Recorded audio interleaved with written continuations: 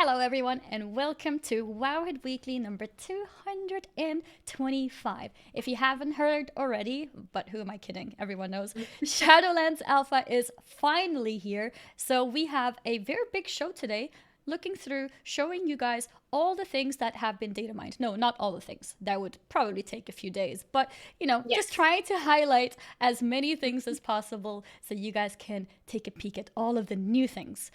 Before we get into it, though, let me first introduce. I was gonna say my lovely co-host Perculia, but first let me also introduce myself. So I'm Annie, also known as Annie Fuchsia. I'm a streamer, full-time streamer on Twitch, and that's also why I'm not very good at introducing myself because I kind of normally just go live. But here we are. Let me also introduce my very lovely, amazing co-host Perculia. Aw. Hey everyone, I'm Perk. You may know Wowhead is covering Shadowlands a lot, and I'm overseeing all of it. So it's been a really crazy week. Thanks to everyone for the support. And yeah, in the show we just want to kind of highlight the greatest hits. A lot of the models. Probably won't dive into what every class change means because it doesn't really fit the format of the show, and we have our class writers already analyzing things. But yeah, we've got some models. We'll highlight the big systems changes, and we even had some kind of lore character developments from an interview as well. And my cat, Brightpaw, is usually here on the show, and he will maybe join us as well. Usually the show's Thursday, but because the data mining started on Thursday, we moved it to Monday. Yep. We're also doing a bunch of data mining streams with Stevon, one of my coworkers. So if you're curious how Wowhead puts together all the models or why something seems to take a while, now you can watch that firsthand. And we're trying to do them basically every day, or at least when there's a new build and you want to see the important stuff really quickly. Mm-hmm. And thanks, Stefan, for doing them. Those streams have been amazing the last couple days, and apparently we have some more streams to look forward to. So that's good. We just managed to fit in this Wowhead Weekly on a day when Stefan was doing other things, and yeah, I'm sure he'll be back tomorrow to cover more data mining things. Yeah. So, if you were under a rock, well, you all know that, Alpha went live, but what exactly does that mean? So, Wednesday was when the data mining started, and then Thursday midday is when things opened. And it seems to be a pretty limited wave of people that got in. And there's not too much to test. It's just Bastion, one of the leveling zones, and then Exile's Reach, which is the 1 to 10 zone. And then the whole the leveling zones are all the squishes in, so you can practice leveling from 1 to 50. And then of course all the class changes are in, so to your average player that doesn't sound like a lot of content, but to the people doing the theory crafting, they are trying to run through the zone on every single spec to get a sense of how the things are balanced. Mm-hmm. So but even though there's not a lot of stuff that you can play through in game, there's a lot that you can data mine. Like there are Yeah. so many models of armor and weapons and NPCs that NPCs. may Mm-hmm. play a role. So why don't we start off with NPCs, which are by far our most popular post this past week. I think that sounds So like a great Annie, do it plan. up with the images. Okay, so who do we want to start with? The one that I have up here is the mighty Sylvanas. Yeah, so Sylvanas, she has a new model. She kind of lost all of her color from her normal horde armor set. No more wine and brown. She's got Mm-hmm. spikes. Mm-hmm. She also has a scar on her face, representing the one that Sourfang gave her. I also have a cat biting my Mm. toe. Mm. Oh, like when are you showing uh, cats?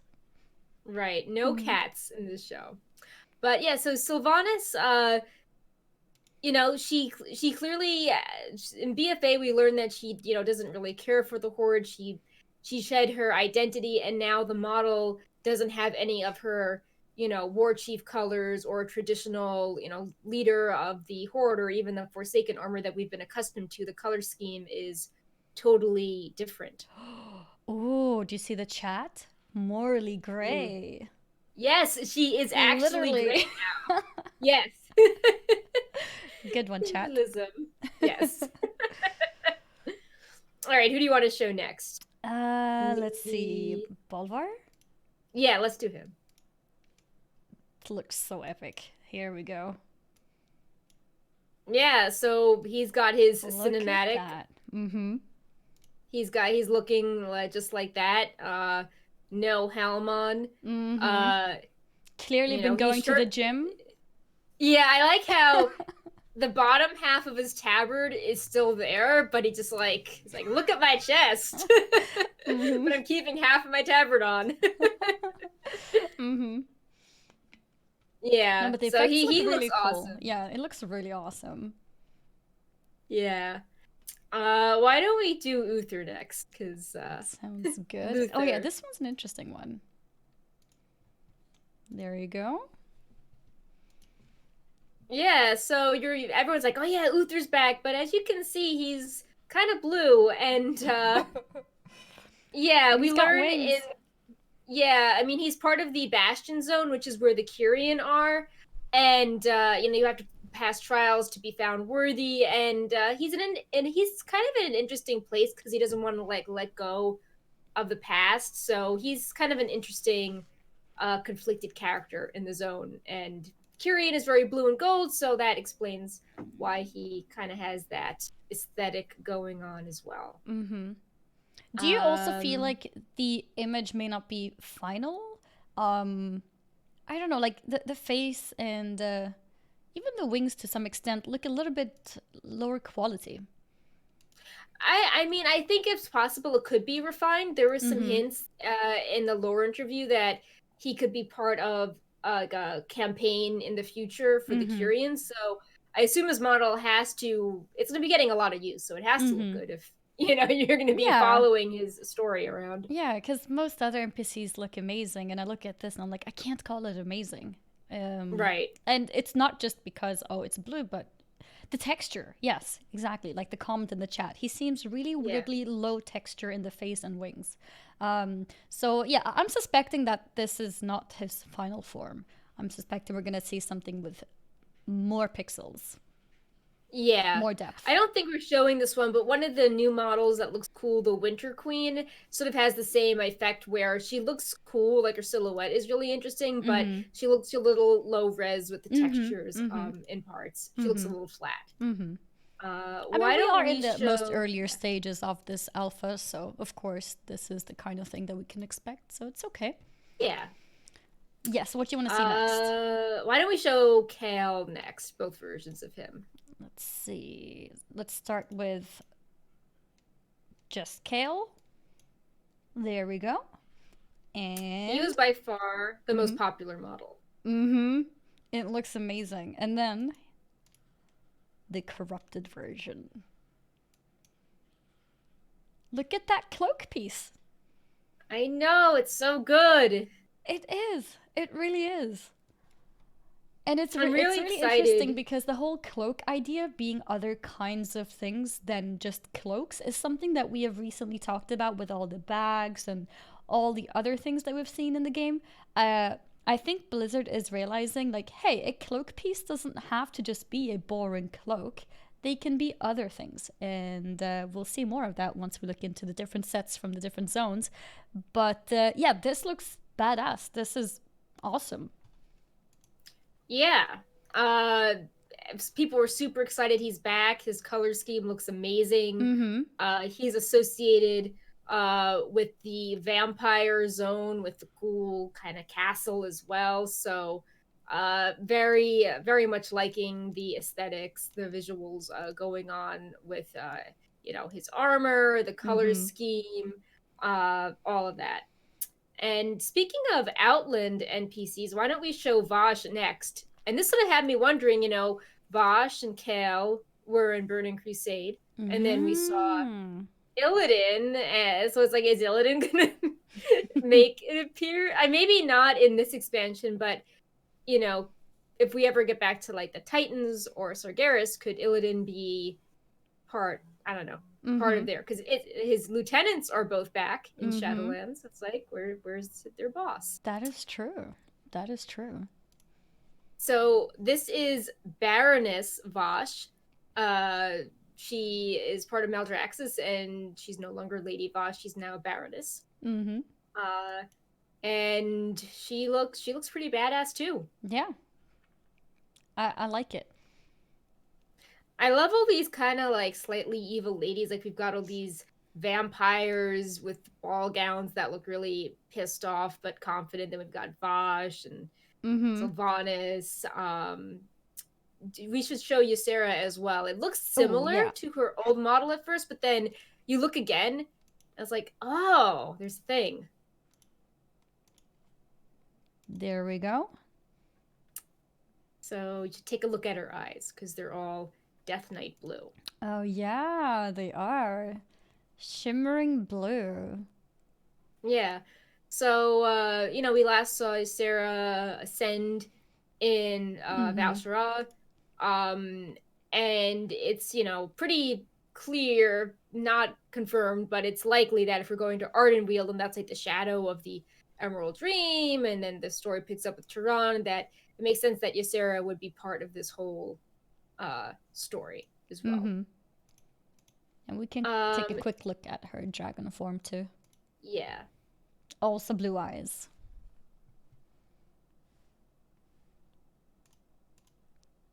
So which other ones did we have here? Do you have any fox and unicorn pets? Oh, yes, I do. Yeah, these are so cute. So no They baby are. cats. We have baby fox and baby horse too, There aka it is. unicorn. It's so It kind of looks like it matches with the Vulpine familiar mount in a way. Yeah, definitely. Right? Yeah, no, I'm totally with you there. So, so cute. cute. And there's different colored versions of these as well. So Right. these are And you NPC models that we've seen. So they may just be random mobs in the wild, or maybe they're battle pets. yeah.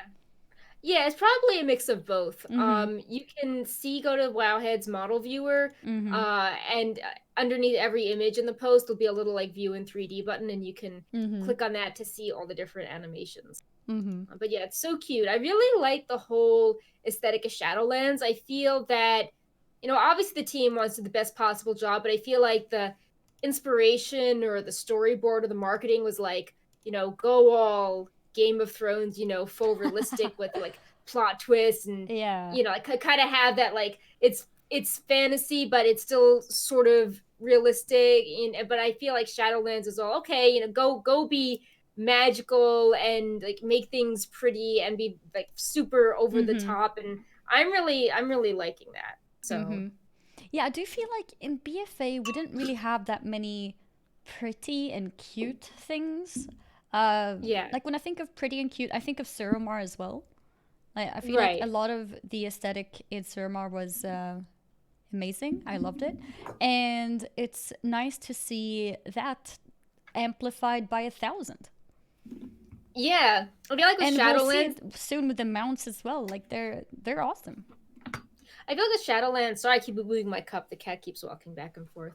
Mm-hmm. That like with the other expansions, like they feel constrained by the world. Like Warlords is alternate orcs. Okay, what would orc culture be like? Okay, BFA is trolls and humans. It has to look Mm-hmm. pretty realistic. Of But with course, it makes Shadowlands, sense. Yeah. it's like, oh, it's a totally different Mm-hmm. part of the cosmos we Mm-hmm. haven't really been to. Like the Mm-hmm. sky's the limit. So I feel that there's more artistic freedom to create something new Very versus true. worrying that if they made something look a certain way, it would contradict how And it doesn't fit in that things. iconography was somewhere Yeah. else. Yeah. Yeah, it makes total sense. So it's not that there is a specific decision, like nothing's allowed to be cute, but more like BFA in nature would have to have a more realistic approach in the art, at least in most of the different areas and zones Yeah, that we've and with been the in. four covenants, like you can really go all out in different directions. Mm-hmm. Like the Kyrian, it's like, oh, like these are the evil angels. With Mm-hmm. you can have really flashy wings, and Mm-hmm. then the Venthyr are the vampires. You can Yeah. go super goth, and Mm-hmm. Ardenweald is like the fairies, and then Mm-hmm. Maldrax is like, oh, these are the people that like spikes. Like you can just really like Yeah. hone into a certain aesthetic and just Yeah. hammer that down versus being like, oh, we have to make sure that the Kultira's boat sort of looks like the Stormwind boat type of deal. Very, very true. And I'm also being reminded here in the chat that, for example, Baal was also very cute, very evil. Yes, very evil and cute. Yeah. I like that aesthetic.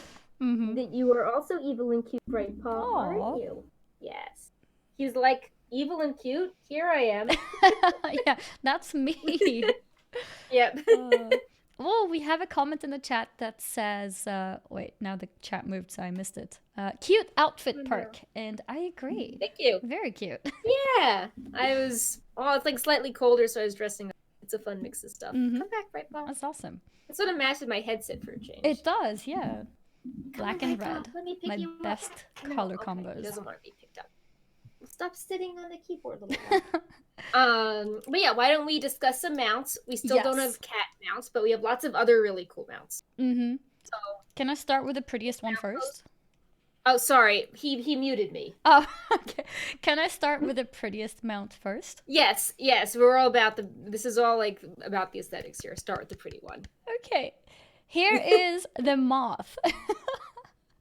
It is so pretty. Yeah. It reminds me, in terms of how it's quite unique compared to other things, it reminds me a little bit of the bee mount, for example. Yeah. But I don't know, I love it. It looks so good. Yeah, this is associated with Arden Wields. This is like the fairy flower faction. And it's so good. It's so pretty. It's like sprite darter wings. It's got little glowy stuff in the center. It's so good. I really like Oh, that I one. wonder how that glitter moves around as you're moving it.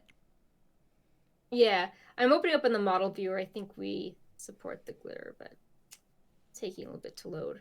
That's okay. But yeah, It looks really good regardless. And these are 3 different tints that we see here, 3 or 4. And maybe we'll see some other tints too. Hopefully there's not too many spammed tints of it, because I still like certain mounts being, you know, relatively unique. I do understand Blizzard likes to have different colors of things from different places, and sometimes I think it makes sense. Like, for example, I think the parrot mount, there being 2 of them, one the rare drop from the dungeon and one from Island Expeditions, has worked out pretty well, because I feel like they're both relatively rare, and one is green and one is red. Looks cool. But when you have too many colors from like every single thing in the game, like you finish this quest line, there you go. Oh, you finished this achievement, there you go. Then it becomes too common. Hopefully this doesn't become too common.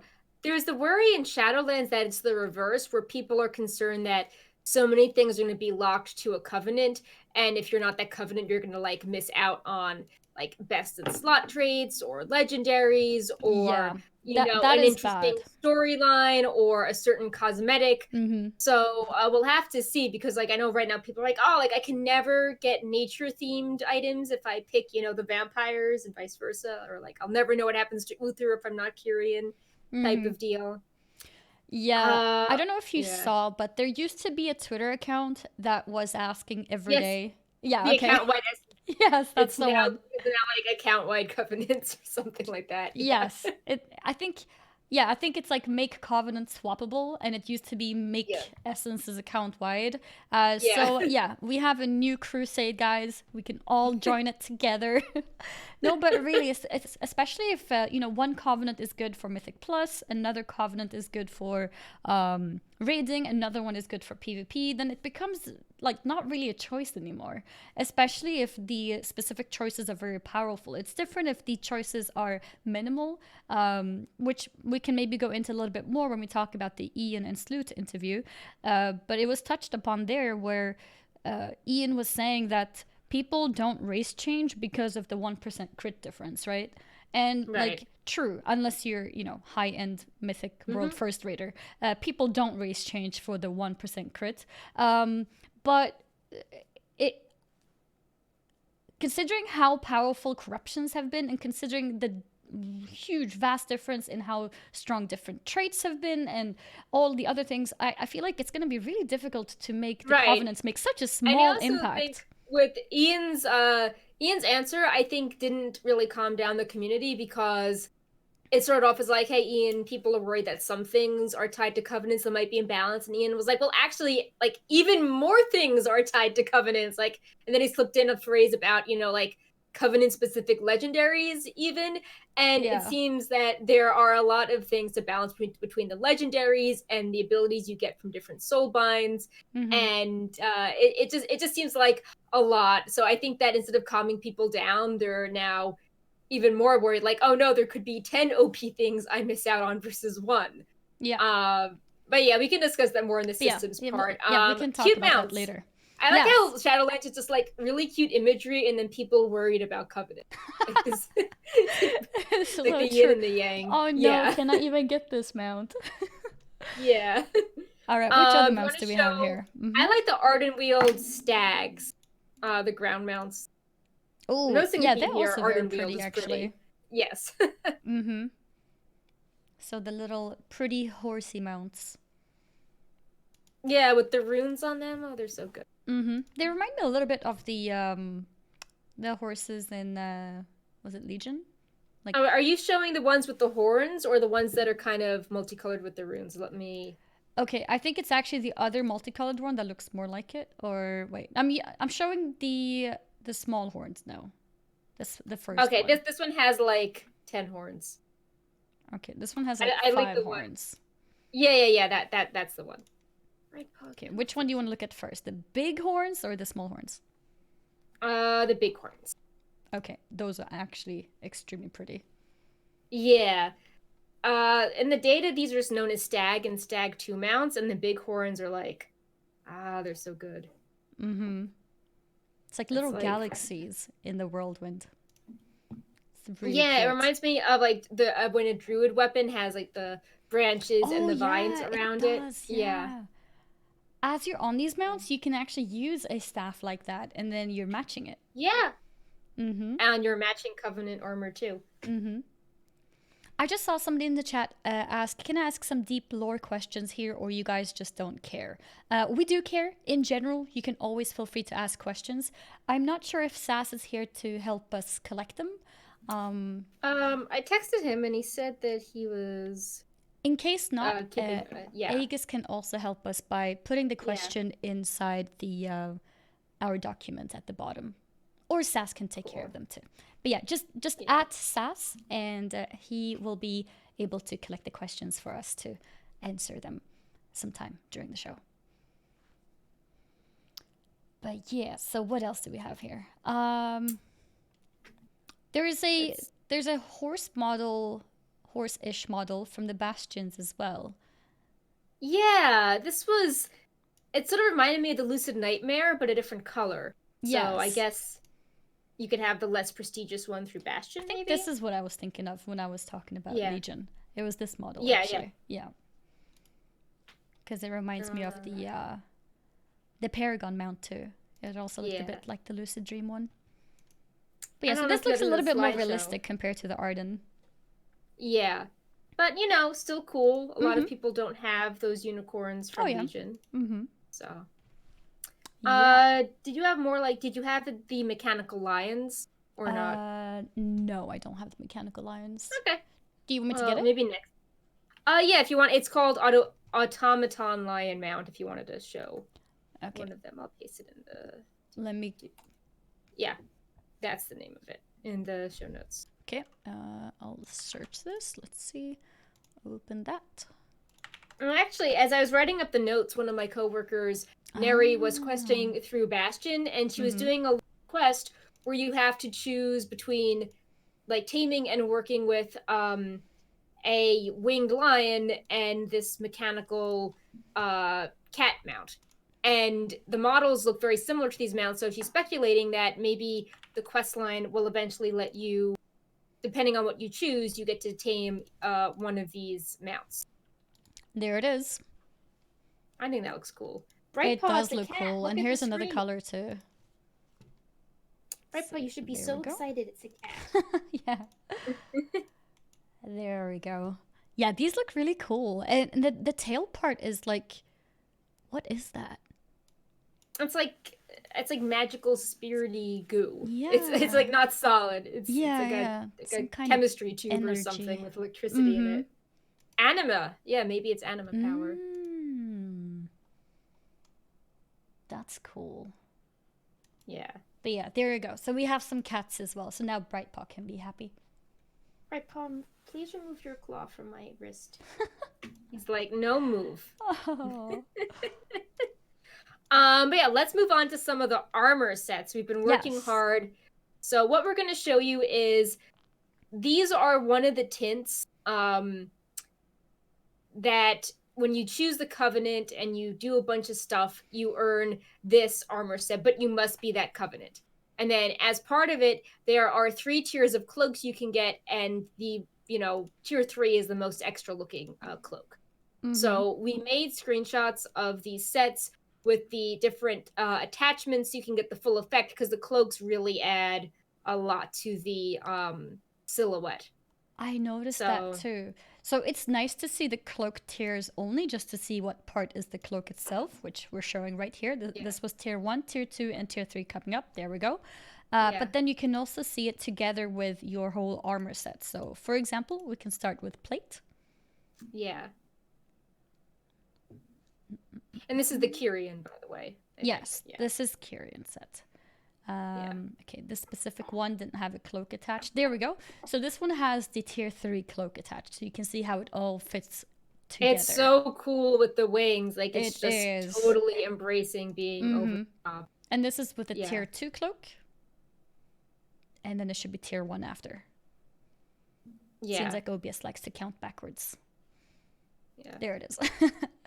But yeah, there's no...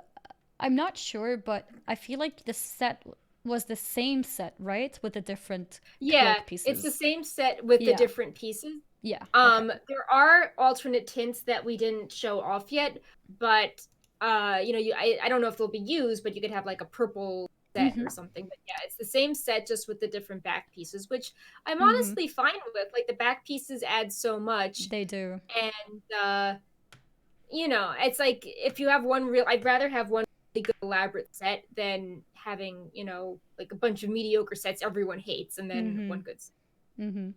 It's funny when you mentioned the alternate tint and purple. That's exactly when the alternate tint for purple was showing on the screen. Yeah. So that was good timing. But yeah, let's show you guys the leather set as well. Yeah. Here's leather with the same cloak. Yeah. I really like the Kyrian set. Yeah, the tier 3 wings are really good. I think also for like paladins, tier 3 or tier 3 plate is like, whoa. I feel like in general the Kyrian kind of aesthetic is very like paladin. So it goes really well with paladins. Like, I feel like every paladin will be happy to see it. And these are the alternate tints as well for leather. And then we have, let's see, cloth set here. I think the cloth also looks really good. So if you're, a holy priest, I think that this fits well. There we go. Very true, actually. Fits very well for a priest. Yeah. Maybe not a shadow priest, but then we will show you the vampire set, which I think is really good for the shadow priest. Then again, if you're a shadow priest, everything turns kind of dark purple, so then anything looks fine. That would actually be really, that would be pretty, like a kind of like dark angel. I like that. Exactly. I think that was it for Kyrian, right? Yeah. As usual, the male set not yet done, so I'm sure it'll be the best set because male sets are always the best set. Did you see Sloopback's tweet? Yes, he was watching. So for context, we've been data mining these sets on stream, and we data mined a really awesome plate set, and Sloot tweeted it. Then we data mined a cloth set, and then Sloot was like, "Oh, I also found the male set," and it was like a stick figure with like poop as the shoulders. I'm gonna put it on the show right now. Yeah, it's great. Yeah. Let's see. There we go. Save that. Show here. See, this is why it's great that this show is live, because it means we can go and get anything.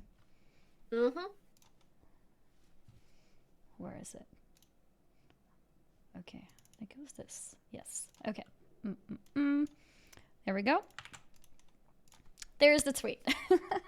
Yeah, it's so good. Male armor just got data mined as well. Amazing. So... but the next armor set we're going to show you, Night Fae, does have the male, and it actually looks pretty good, especially with the higher end back pieces.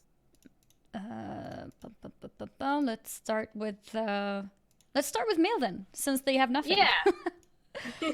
So Night Fae for male users. I think that the back piece just fits the set so well. It just extends the silhouette. It looks like really cool big shoulders. Does the male set not have a headpiece? Good question. I guess not at this point. So Yeah, sorry guys. yeah, This is as good as it gets. yeah. But I mean, at least I think there's still like cool stuff going on with it, and you've got the asymmetrical shoulders as well. Yeah, they do have the asymmetrical shoulders. Yeah. The back pieces though. Okay, let me back pieces are good stuff. Let me show you guys the back pieces alone. This is the tier 2 piece. You see the two little bugs. I think this is tier 1. Tier 1 is just the branches, yes. And tier 3 and has tier like 3 the here. little glowy thing. Mm-hmm. Yeah. With the little backpacks. They're so cute. I know, it's so good. So these cloak pieces are put on all of the different sets. So the previous one that I showed, I'll just show it again so you can see these cloak pieces on top of the gear. This is the male set, which is missing a headpiece. But that's okay. Yeah. This is as good as it gets for you hunters and shamans. And then let me show you guys. Let's go with plate. Yeah. I think they showed the plate sets at BlizzCon, but it still is good to see them again with the back pieces added because it really changes up what they look like. It does. I feel like plate looks good with everything. Yeah. It's a good set. Mm-hmm. Even if we already saw it, it's still good to see it again. Mm-hmm. And let's take a look at cloth. Leather as well. I like leather. Okay, let's go to leather first then. Yeah. There we go. Oh, is this leather? Do they have a robe? Yeah, they have a robe, and we also posted a pants option, but I like the robe. Okay, I see it. Yeah. It feels, I mean, it does feel very naturey and it does fit the shoulders and everything, but it almost looks a little bit boring, but maybe that's okay. Sometimes things that are natural maybe don't have too many details. So I like how it looks nature, but it's not green. It's like, and Ardenweald is like nature, but through death. And there's the Winter Queen. So I like how it's getting across nature, but the color palette is kind of like, you know, decay or like a forest that's regenerating. So I think the part on the bracers. Yeah, the glowy balls. I like them. Yeah, glowy balls and the branches stuck with it. I also like the belt, how it has a little nature vials on the side. I think those are cool, like little mana potions. Yeah, I see it. It's like the more I look at the set, the more I like the detail on it. Let's take a look at cloth now. Yeah, cloth is the best one, I think. There it is. You look like a little fairy thing yourself, like with your wings. And the little, I don't know what they're called. It almost looks like druid antlers. Yeah, like druid antlers. Yes, it looks very druidic, even though, you know, druids can't wear cloth. I like how they almost look like a flower, like the little petals or leaves wrapped around their face. They are petals. And they got like little acorns around their waist. And I really like this, like a hybrid flower bug. I think it's really cool. Hybrid flower bug. That's a great way to describe this. Yeah. And a question. Are there pants versions for this set? Not for the cloth that we've posted. Gotcha. Yeah, because I didn't think I saw any either, but I wanted to make sure. Yeah. And I think that's it for Night Fae Ardenweald. Yep. Yeah, so the next set we're going to look at is from Maldraxxus and is for the Necrolords. And this is very much like if you like Spikes and Bones faction. Yes. There are many spikes. A lot of bones. Almost gives a sort of spidery feeling too. And the mouth set for this one I think is actually really good. And it has a helm. Wait, so they have a male set with a headpiece? Yes. Insane. Let's take a look. And there it is. Oh, it looks so good with that cloak piece too. I'm a little bit how it sticks up. I'm a little bit What's unsure up? about the tier 3 part of the cloak. I feel like it changes so Yeah, much. yeah. I feel like tier 2, like with tier 3, it's all glowy on your back, and it's like, well, maybe I don't want this green transmog. It's Mm-hmm. almost like, can you change the color of the glowing crystal on your back? Yeah, or Um, maybe keep the glow, but make it look a bit more like the tier 2, because those sort yeah. of claw wings look so cool in the tier 2 part. It So reminds this me is the of one I'm talking about here. when you can lift the demon hunter fly, you can have the bones sticking out. It reminds me of that. Mm-hmm. It looks I'll tell super you guys. So this glowing one is tier 3, yeah. and this is tier 1. And tier 2 is the next one, the one that looks like claw wings. There we go. Yeah. I'll try to talk through them next time as well so you guys don't get Yeah. confused. Because it can be a little bit confusing since it's not a simple, growing from this thing to this thing to this thing. Hmm. Sometimes they take Yeah, a they all whole look turn. totally different. Yeah. Yeah. So yeah, that was mail for you. Let's go with plates next. Unless you have a wish. Yeah.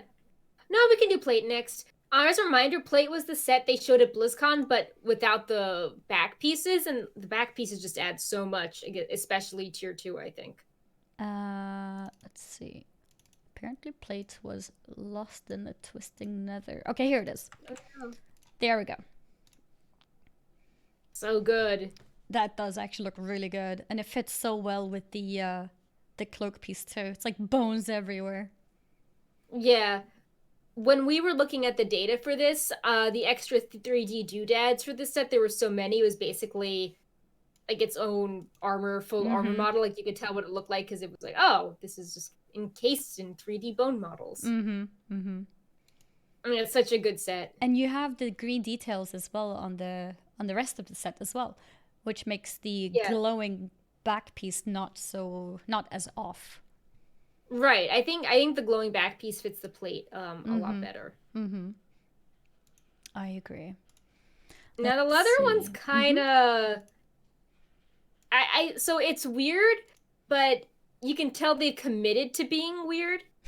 So I have to respect that. It's not like Respect boring. the It's weirdness, okay? yeah, it's like they're just fully leaning into how do you take an aesthetic of like spikes and plate, Oh but my put god. it on a class that can't be that. Like The more I there's look like at it, the more crazy it looks. Look at that face. like if so you look at it straight on and you're like, oh, there's that creepy thing off to the side. Then you see the model rotating, and when you get to the third picture, you're like, oh, that's a hand. Oh! Wait, I didn't see that. Yeah, go to the third picture Yeah, yeah, over yeah, when yeah. it's the hand. And wait, that hand is the shoulder piece. Yeah, that's the shoulder piece. Oh, I see. Yeah, more asymmetrical armor. Yeah, and I think that hand moves too, so that's It does? I think so. I'm Oh pulling it up no. right. Yes, the hands are shoulders. That's the new meta. Yeah, it sort of like wriggles back and forth. Yeah, so if you look at the models, Oh, that's so cool. does it actually So move? Yeah. I just randomly pulled up an effect where the heart of Azeroth, where your hand is holding like this, and when I did that, the shoulder hand went from this to this as well. So it's so cool. Like it's just mimicking your hand holding something. Wait, so because the character was making a movement with the hand, the shoulder was mimicking it? Yeah, Can I show that somehow? yeah. So I'll show you how. Mm-hmm. Um, okay. So Yeah, undead go. rogues looking like this. Even more bones. Okay.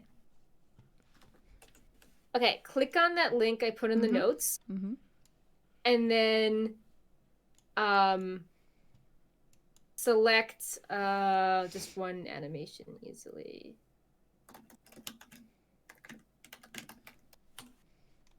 So you can rotate the model slightly and then select different animations. The hand open and close as you're doing different animations. Okay, I'm just gonna capture this so people can see it too. Okay, so I'm in the Wowhead model viewer now. I'm just gonna capture it first, and then I'll change the settings, and I'll let you guys see what I'm doing at the same time as well. Okay, let's make it like this. Transition. Okay, so on the animation part, I pick, what do I pick? So go to Art of Loop and you'll see how like the hand is slightly bigger. Like it's holding an orb too. Wait. Do you mean the shoulder is holding an orb? No, like the hand like moves. It has different animations based on what animation you pick. It sort of mimics what your actual hands are doing. Oh. Which is really creepy, like you have a third hand. I wonder if it does anything if you click dancing. Oh, I have to see this now. I was trying out a few and they were doing different things. Let's see. Look at this one. The hand is just sticking out at the top. Okay. What else? Sleep down. Okay, that's similar. Yeah. But it's just like the hand is mimicking you. That's so creepy. This is so creepy indeed. Roll. Oh, that looks cool. Yeah. Anyone who wants to look like a ball? Yeah, so leather users have constructed a third hand to do stuff with. Yep. There we go. Yeah. Okay, So let's close that. Yeah. The cloth set is pants, so you should be happy, Annie. Oh yeah, that's so cool actually. Yeah. I always get so sad when I'm forced to use a robe because there's no chest piece. So I have to go look back at my old, Right. 2-pixel chest pieces to see if they fit with the new legs. Because sometimes I feel like legs have really cool designs, but you can't use them with anything. Nothing that matches perfectly because the chest piece of those legs is a robe. And good examples of that, in my opinion, are old tier sets, for example. So, Oh yeah, like tier 6 and like tier 5, like all those iconic sets where you want like the wings showing, but then you have this robe. Like you don't have a chest. Like with my warlock, I tend to use like tier 1, tier 2, tier 3 even, and I think all of those legs look really cool. But then there is no chest that perfectly matches it if you want to show off the legs. So then I also think it's kind of more realistic, like if you are, a warlock that has a tanky pet, or your character is like rushing into battle, like you're not necessarily wearing a robe, like you're not a scholar. You're like out there, and your pants aren't, you're not getting pants tangled up in anything. So, Yep.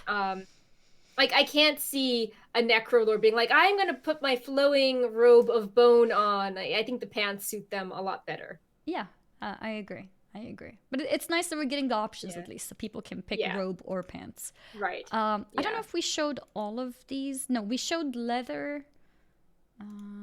We showed plates too. Yeah. Okay, maybe we did show all of them. Yeah. No, we didn't show cloth actually. Yeah, that's why I brought it up as the thing to show next. There we go. It looks pretty warlocky. Like you have the horn as part of the helm. That's true. It yeah. Kind of looks like the little Fellheart horns. Mm-hmm. Yeah, this is like the warlock faction. Yeah. And then the Kyrians are the priests and the paladins too. You yeah, that's warlock true. That's true. Yeah. Yeah.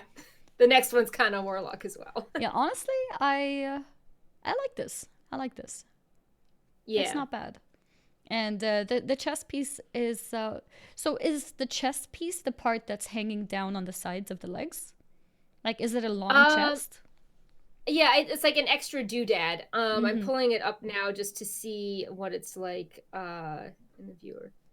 But yeah, so like when you move, the tabard part in the front and the side flaps kind of billow in the air as you are doing things. Cool. And that's all the chest piece.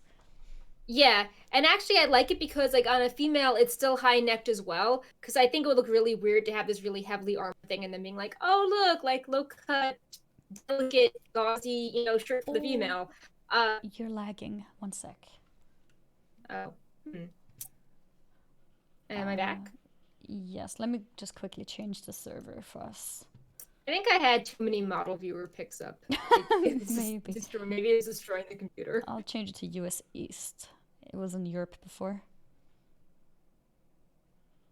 Just so people know, we're not just doing the show right now. My coworkers have been posting news during the show, and we just got a Kyrian and Swolkin owl model post, as well as sadder posts that some class stat buffs were nerfed in Shadowlands. Okay, so you're lagging a lot. So if you have a lot of windows open, maybe it's time to close them. I'm not sure. Yeah, no, I did close all of them. Okay.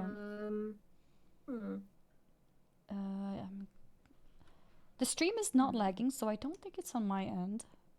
Maybe it'll just be like this for a moment, and then it all goes back to normal.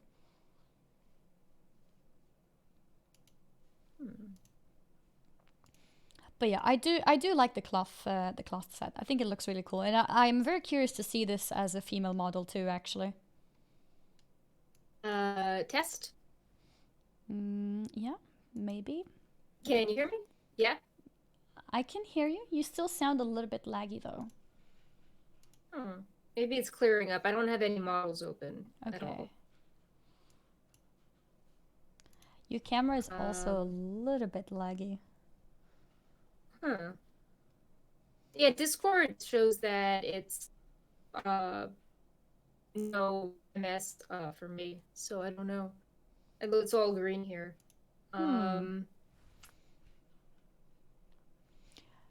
Okay, let's try to restart the call. So let me go to, let's see. Here, you guys can see me in full screen as I quickly restart this call. I'm also gonna quickly change it to US Central. Might help. Yeah, we're not showing any secret DMs, no leaks.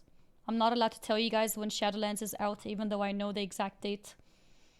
Kappa. Okay, let's try to call her again.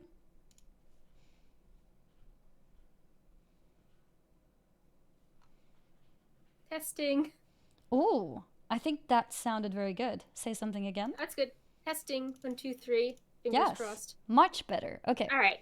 So awesome. What I was saying that got eaten by the lag was the first thing was that if you wanted to see what they look like on females, you can the Maldraxxus post.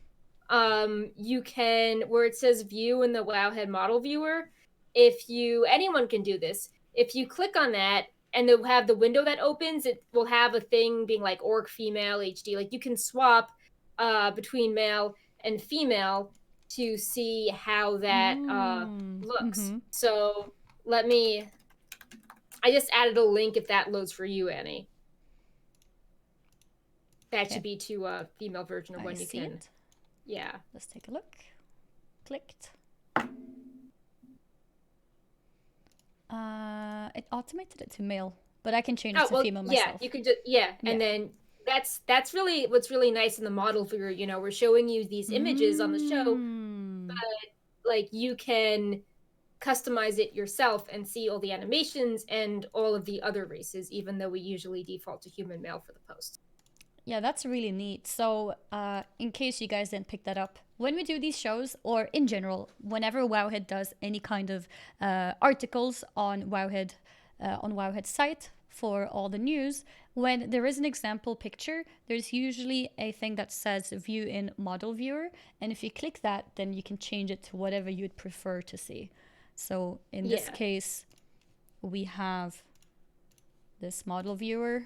Let me window capture it again so you guys can see it. Yeah. Since I wanted to see how it looks on a female, Perk quickly put this together. Yeah. And with putting together, I mean that she clicked the link, which is in the articles. Yeah, I clicked the link and I pasted it to Annie. There we go. And then now you can see the model on a female. So that's pretty useful.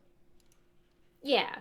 Mm-hmm. And yeah, I think it fits really well. I think that like I know sometimes the armor sets on females look very different than male, but I like how it still has the high neck because I think it would look weird if the female set looked flimsier with how, like no nonsense and bone and armored it is. I think it's good to keep that same armored vibe going as you swap between male and Mm-hmm. female. Ooh, it looks nice on the Void Elf. Yeah. The other thing I was saying when I was lagging was that it's not just us doing the show. My coworkers are busy posting news. And as we were just doing the show, they posted an article on class stat buffs that were nerfed in Shadowlands, like Arcane Intellect. So, Oh, wait, yeah. nerfed how? Like they give Uh, less stats? yeah, like 5% buff versus 10% buff. So now they're equivalent to like Chaos Brand and Mystic Touch. Okay. And BFA stat scrolls were also nerfed, so people don't use them, so they're not OP. Okay. I'm not sure if I'm happy about that. I mean, isn't it nice that we have certain classes that brings things? I guess this helps people not feel pressured to invite something. Right. Well, it could also be with all the other abilities getting returned. Maybe those classes have like a lot more utility now, so they want to bring things back in line. So one class doesn't have all of the strengths. Like maybe they're good at damage and they have utility, and they also shouldn't have like the best possible buffs. Wait, But yeah, why don't heroism we? also got nerfed? Is this the first nerf on heroism ever? I think it was just the drums. Yeah, the drums were nerfed. That provided a similar benefit to her heroism, Okay. but only some of them, like the battle leather working drums. Okay. Gotcha. All right. So So we should what's move on. next up? Yes. The Venthyr armor, which is like the other warlock faction. Yes. Yeah. Let's look at the cloak pieces first. Here we go. And Yeah. more spiky looking things. Actually, true. It does have somewhat of a similar aesthetic to Necrolords, but less bony and more Blood. more bloody. Yes, I think that's a good Yes. way of putting it. So this is tier 1, and coming up, this is tier 2, and the stone, the grave. This one is tier 3. Which is very similar to, was it Kelthus who was wearing that? Yeah, Kalthos is tier 3 Venthyr. He has picked his covenant. Yep. So if you want to be part of the same covenant as Kelthus, that's where you go. If you want to look like him, that's the cloak piece you want. Yep. So, which do you want to start with? Since we ended with with cloth, maybe we can start with cloth. Yeah. You'll see why I said this was the other warlock set. Yes. And we included pants versions for you. That is so true. Okay, Yeah. here it is. The other warlock set. And yeah, those spikes look so good. Wait, so you have the spikes and the wings. And Yes. you have the And non-robe version. Yeah. Right. That's awesome.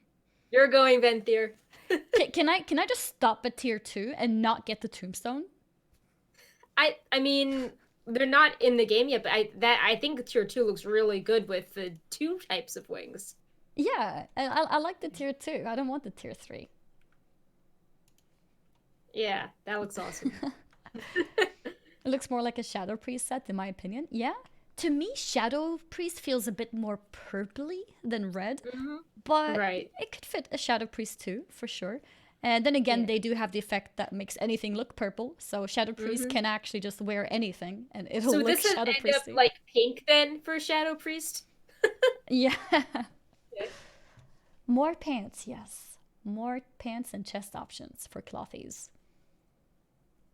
I'm sure it'll be a Mog option, like when you made your legendary cloak in Pandaria, you can just Mog it back. That's true, probably. Yeah. Very true. It would be I mean, there's so much work that's gone into these assets. It would be unwise if you could like not really use them. Yeah, Yeah.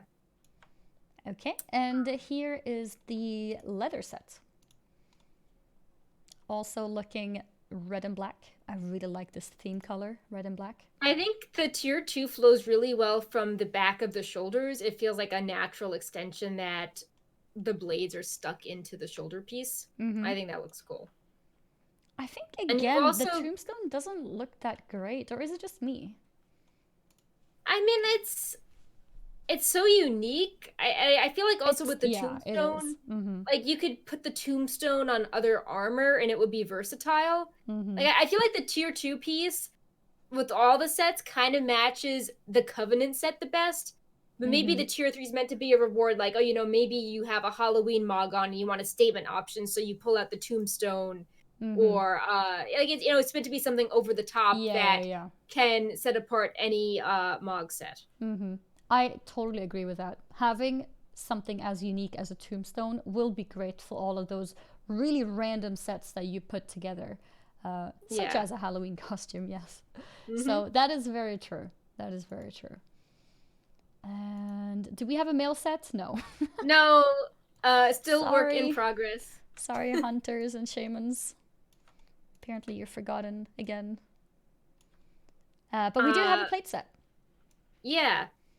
And these look really cool. If you look at the shoulders from the side, they've got gargoyles on their shoulders. Yes, they do. That's so cool. I missed that. I didn't see that. Yeah. So these shoulders are awesome.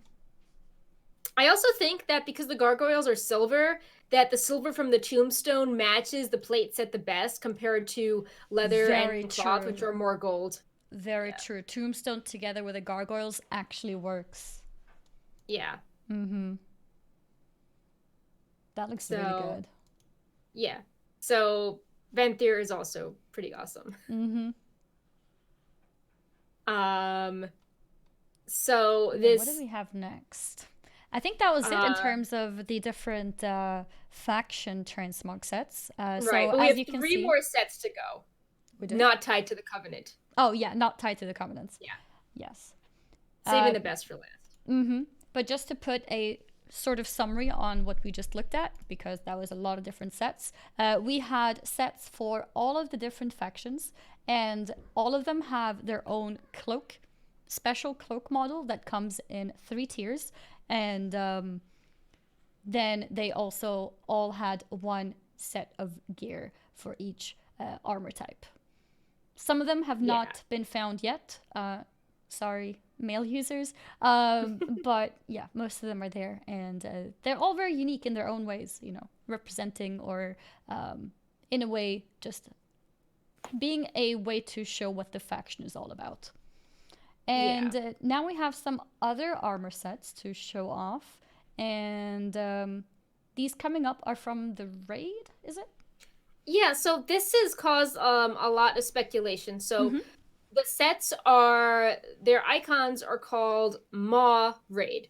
Okay. But the raid we know about is called Castle Nathria, which that's not the Maw. So there's a lot of speculation, like maybe is the Maw going to be an upcoming raid, and are they going to use the same armor for both raids, like Emerald Nightmare and Nighthold? Is Maw raid just like a placeholder way to say 9.0 content? Could this be part of Torghast? But it is raid related because there are 6 tints, and there are icon sets called like Maw Raid and then Maw Raid Mythic. Yeah. So that's pretty standard naming convention for raids. So first up we have cloth. It comes in plate and cloth. Comes in pant and robe options. And we showed the pants on one of them. And I think the green one looks very warlocky. I like the red one, I think. Yeah, that's very Venthyr too. Yeah, it is very Venthyr. Yeah. Wait, I need to see how the green one looks again. Let's open it. The green just reminded me of Fel.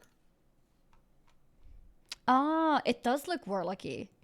It even looks like it even reminds of the old warlock set as well. It's like it feels very Nemesis, like very true. Yes, here it is. Yeah. Now that's the one that's showing. Well, actually, it's gone now. But there it was for a moment. But yeah, the colors are pretty actually. The purple one, the red one, and the green one are pretty good. The gray ones look a bit boring. They're probably LFR of some sort. And then there's one that looks a bit.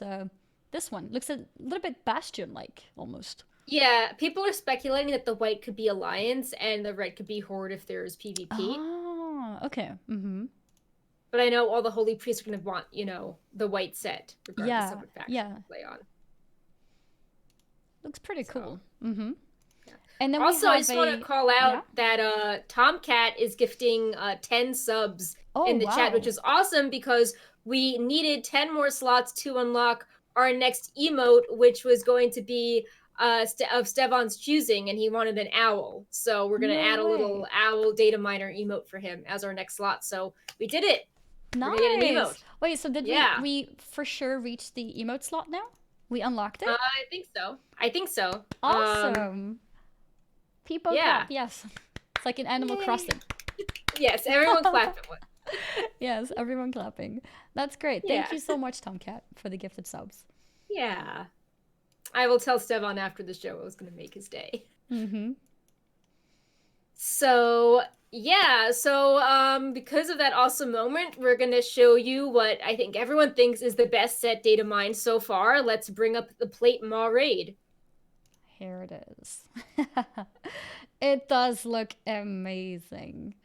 Like, Yeah. and it's like, Oh, even a boring color like the one that's on right now, compared to the previous one, like, it's just amazing. yeah.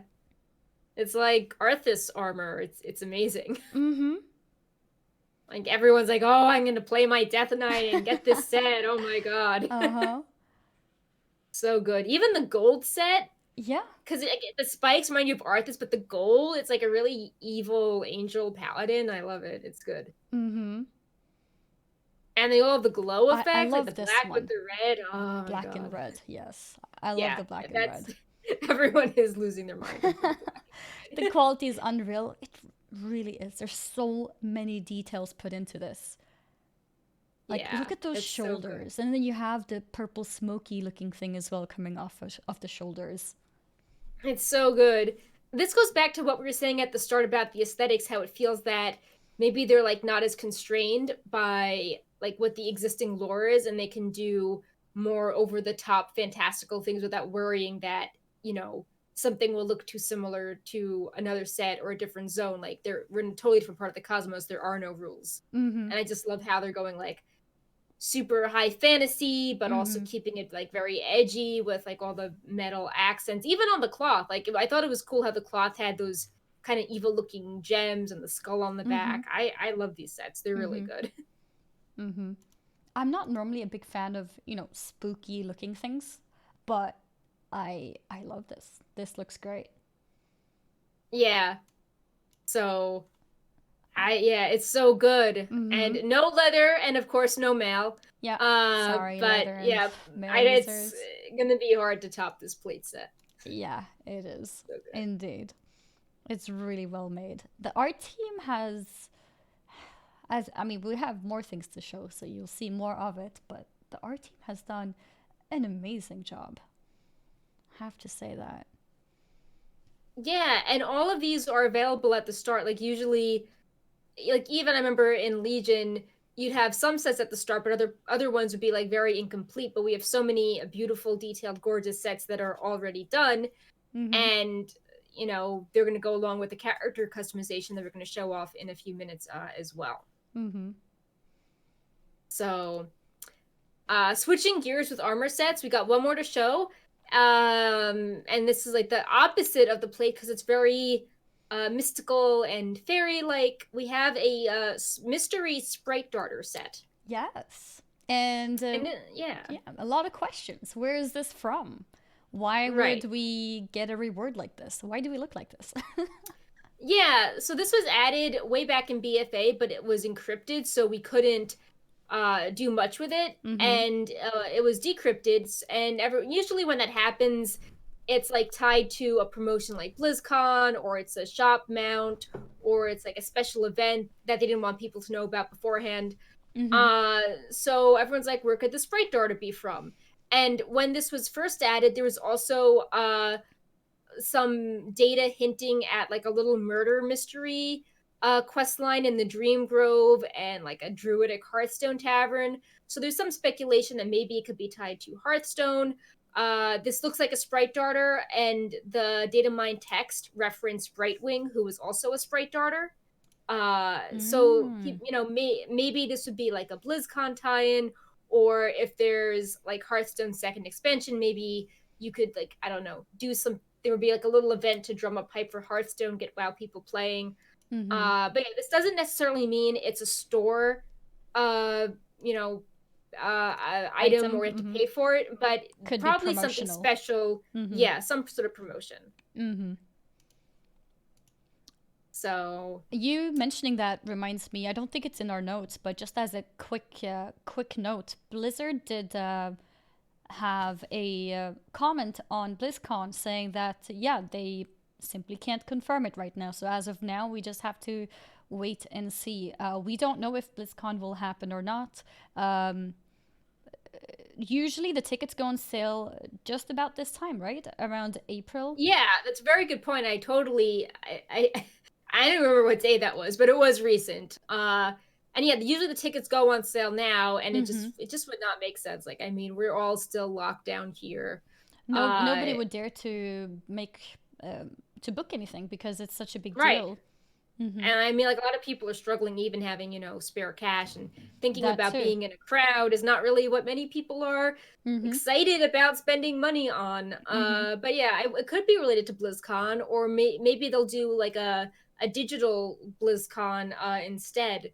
Like, I know with Valorant, Riot was doing these very like low tech streams with their dev team, and people just sort of were loving the kind of like hokiness, low key factor. So I don't know. I think like if you just had Ian in front of a computer being like, "Hey guys," and like he turns the screen and then you see something on the screen, he's like, "I'm just playing the new thing I'm going to show at BlizzCon," and he's just yeah. Like, the devs are it's just like a special event where the devs are streamers, and the devs are just streaming themselves and talking about why they're adding all these things. I think that could be kind of cool. That would be really cool.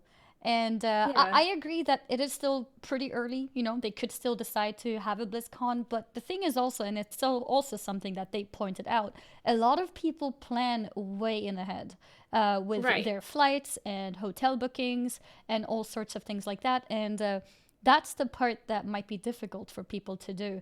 For example, for me, I travel overseas, right? So I have to book my flights very early.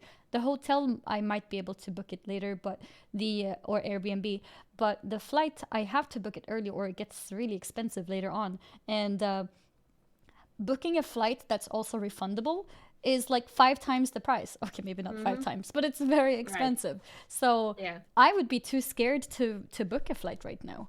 I wouldn't, because even at its cheapest price, it's still expensive, and getting a refundable one is very expensive too. So yeah, like with hotels, I think it's a little bit easier because booking a hotel that's refundable or has cancellation is not that big of a price difference normally, but the flight is quite difficult. So I think and just with the planning that. Like, they keep expanding the length of quarantine in the US, so like, there's just so much stuff to coordinate, and if some people can't meet in person, like, how are you going to plan an event space if you can't like go to the event? You have to go to venues, you have to meet some things in person, you actually have to see how things like lighting look, and if you can't do that stuff in advance, that pushes things back. But they could always do it digitally, and I think they've transitioned well. The MDI is all online now. Usually the casters travel and they cast in the same room, but they're all casting from home, and it doesn't look as high tech and flashy, but it's kind of endearing having people in the room with their pets and like a little whiteboards in the background with art on it. So I don't know, maybe this would be an opportunity to innovate, and maybe doesn't need to be done the same elaborate way every year to still be successful. And I mean, Blizzard always had a pretty decent virtual presence as well with BlizzCon. Like, people buy virtual tickets for a reason. And I think if they would make it totally focused on being digital, I'm sure they could make it better even. Yeah. And like, I think that, I know with the quarantine, it delayed some things on Blizzard's end, but I think that what Blizzard is doing this past week, how like Ian's not in the streaming studio, but Ian's calling up someone like Sloot and they're just doing Discord calls and Yeah. having interviews. It's like it's the thought that counts, and it kind of feels more like alive and fresh and spontaneous in that way versus like we are now in the studio putting out like our YouTube announcement video on what the patch is. So yeah, I mean, obviously I would be sad if there's nothing, but I think like the health and safety of people come 1st, and maybe it's an opportunity to, if they can't do things as usual, maybe they will find something better out of the adversity. But yeah, Aw, back to the last Tomcat. model. Last comment. The Aw. best part of BlizzCon is the Wowhead party. Aw, We're gonna yeah, miss that the would be Wowhead sad if party we could potentially. do it. Maybe we could do like, I don't know, like A viewing party. Yeah, like just hang out before. We'll have a Brightpaw party. You just have like yeah, Brightpaw can never go to BlizzCon, so we could have a little. We could make sure he's part of the festivities. Here's Maya. She's not wanting to be here. Oh, oh no, my camera got blurry. There we go. Instant ditch. Yeah, she's got too much energy right now. Running around everywhere. Brightpaw is just sprawled she said out no on one the left. floor. Oh. But yeah, we back have to stuff. One more model post, and then we've got character customization up next. So, the weapon tints. We have a lot of weapons. We're not going to go through all of them, but like Annie was showing before, on the weapons post, we got that view in the Wowhead model viewer. You can put that weapon on any race, see what it looks like, doing all animations. And it seems that there are weapons tied to each zone and maybe even covenant, so you can further customize your covenant armor set with a lot of weapon options that match it in different ways. Like I'm looking at this and I'm seeing like very Bastion axes with gold stuff, and an axe of bone for Maldraxxus, so you can customize it to all match. So I think you had a few of them to show, including the offhand harp from Ardenweald, which is amazing. I have one random slideshow, which is this one, but we can go into the more specific ones first. So I made a little playlist of the well, first off, let me show off the harp. The harp does look really cool. Yes, the harp is very important. Yeah. There we go. Yes, the most important weapon transmog in the whole expansion. It's an offhand that actually looks cool. I don't know about you guys, but I really rarely find offhands that are not shields that look cool. So having something like this is pretty awesome. And it comes in different tints as well, as you can see. And who knows, maybe it'll play some music too.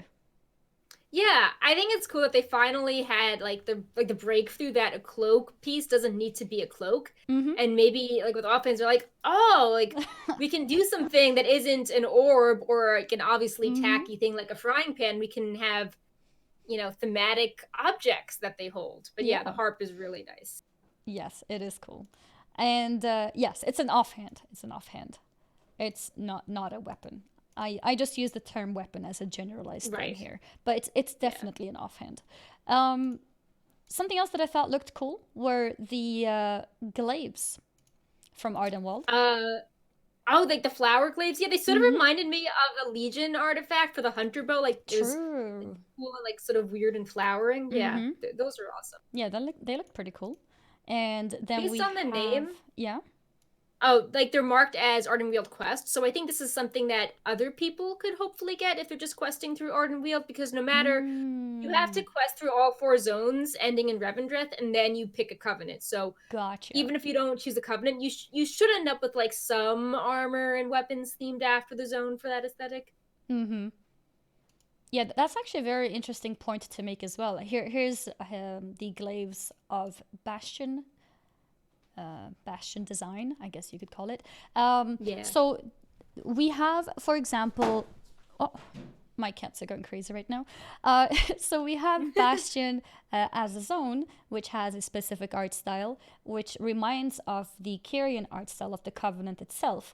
But if you're not picking Kyrian as a Covenant, you will still experience Bastion and also come across armor that are of Bastion. So it's good to make that distinction, if I can speak. Yes. Think we have a Bastion bow as well that I thought looked really cool. Let's see. The Bastion bow. with different colors too. Oh, it's kind of got like that spectral Mm-hmm. effect on the edges. Yeah, Mm-hmm. I think that looks neat. Mm-hmm. That And looks very high tech. mm-hmm. And speaking of bows, we also have an Ardenwald one, which looks a bit Oh, more that's naturey. pretty too. Mm-hmm. Yeah. Like a night elf hunter. So pretty. Yeah, I feel like a lot of night elves make sense for Ardenweald, especially with Yes. how, like it's the Turon story is likely going to be, there, and all the night elves are really highly invested in what happens to her. Mm-hmm. And then I also have glaives from Revendreth. There we go. Thought they looked pretty cool too. And then I have a slideshow of everything. If there's anything in particular you want me to show, Perk, I can quickly get it up. I'm scrolling through. I mean, like, there's hundreds Yeah, of there's weapons in tons here. and tons and tons. If you guys go to wowhead.com, you'll see the stream on the front page there, and then you can see all of the different links to all the different articles that we're talking about. And if you go to the weapon one, you will keep scrolling and Yes. scrolling and scrolling and scrolling and never reach the bottom. um, I think that I think I'll just drop it into the chat. Mm-hmm. Not Yeah, the that chat. works too. Um, I just dropped in a Revendreth mace that I think looks really neat because, we loved what the Revendreth set looked like. Wait, where did you drop it? Let's see, into the notes. Oh, here. Okay, let's see. Yeah, I think that looks neat. Mm-hmm. That does. Let me put it here and drag it in.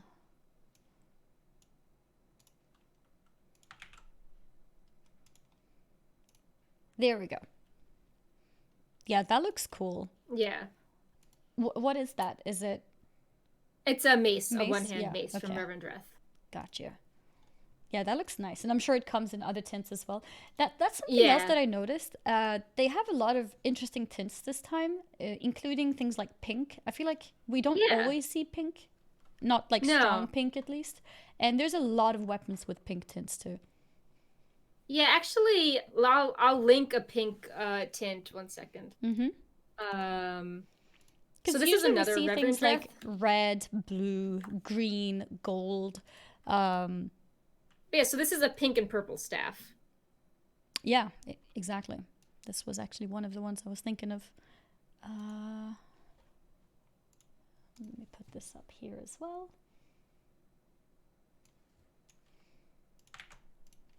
There we go. So this is a bit sort of pink reddish, Yeah. bit of a gradient, but it looks really cool. It's nice to see a bit more fuchsia in the game. Ha ha ha. See what I did there? Haha. No, but it's cool to see a little bit more varied colors on the weapons. There's one more that I want to show just because I think Ooh, it will okay. explain our lore discussion a little better. Mm-hmm. This weapon Annie's pulling up, it's not from a covenant. There are a few items marked as Oribos, which is the player hub, and there's weapons associated with like questing and dungeon, and they got this Titan vibe going on. Like they sort of remind me of Uldir or like the Titans, just with the coloration, and the coloration reminds me of the Heart of Azeroth, and the blue glows on all of them like the anima power, and they've got the runes on them. So we've got all these weapons that have the 4 covenants, but then we also have a few that have this very Titan feel that are associated with the player hub. And the player hub is where the Arbiter judges the souls to go into different realms. And there's, she has a very kind of Titan looking model as well. So lots of like, is this a Death Titan? What's here? Mm-hmm. This actually looks really cool. I like this weapon. Yeah. So there's something for everyone. If you, want your super like fantastical bone or vampires or wings or flowers, but then if you also want some, good old fashioned, straight, gold, silver, gems, jewelry, staff, you get that too with the Ouroboros sets. Mm-hmm. So I think that's about it on the unique models, but we want to get into character customization. Yes, let's jump into that. Let's see. Bum, bum, bum. So, when you create your character on alpha, or I guess this is rather data mine stuff. Maybe they're not options on the Right. alpha Yeah, themselves. that's actually like everyone was super hyped about the character customization, right? Mm-hmm. But you can't actually select them on the alpha. Gotcha. This was a lot of data mining, and this was the bulk of our streams, and it's super time consuming. Like Stevan was only able to do maybe like 2 or 3 classes per day, just because it's So many so things. tedious. Yeah. And like you can't tell, like it's all trial and error, and that's like, oh, is this an NPC or oh, this isn't finished yet? So Mm-hmm. there are more options, but people were really asking for these, so we wanted to show you what we could initially get. Mm-hmm. And just to remind people, this was asked about in the lore interview. The lore team signed off on all these options, so everything you see like canonically makes sense in the world. So if you're like, oh, like why do humans have purple eyes, or like why do night elves have this certain tint, or why do males have tattoos?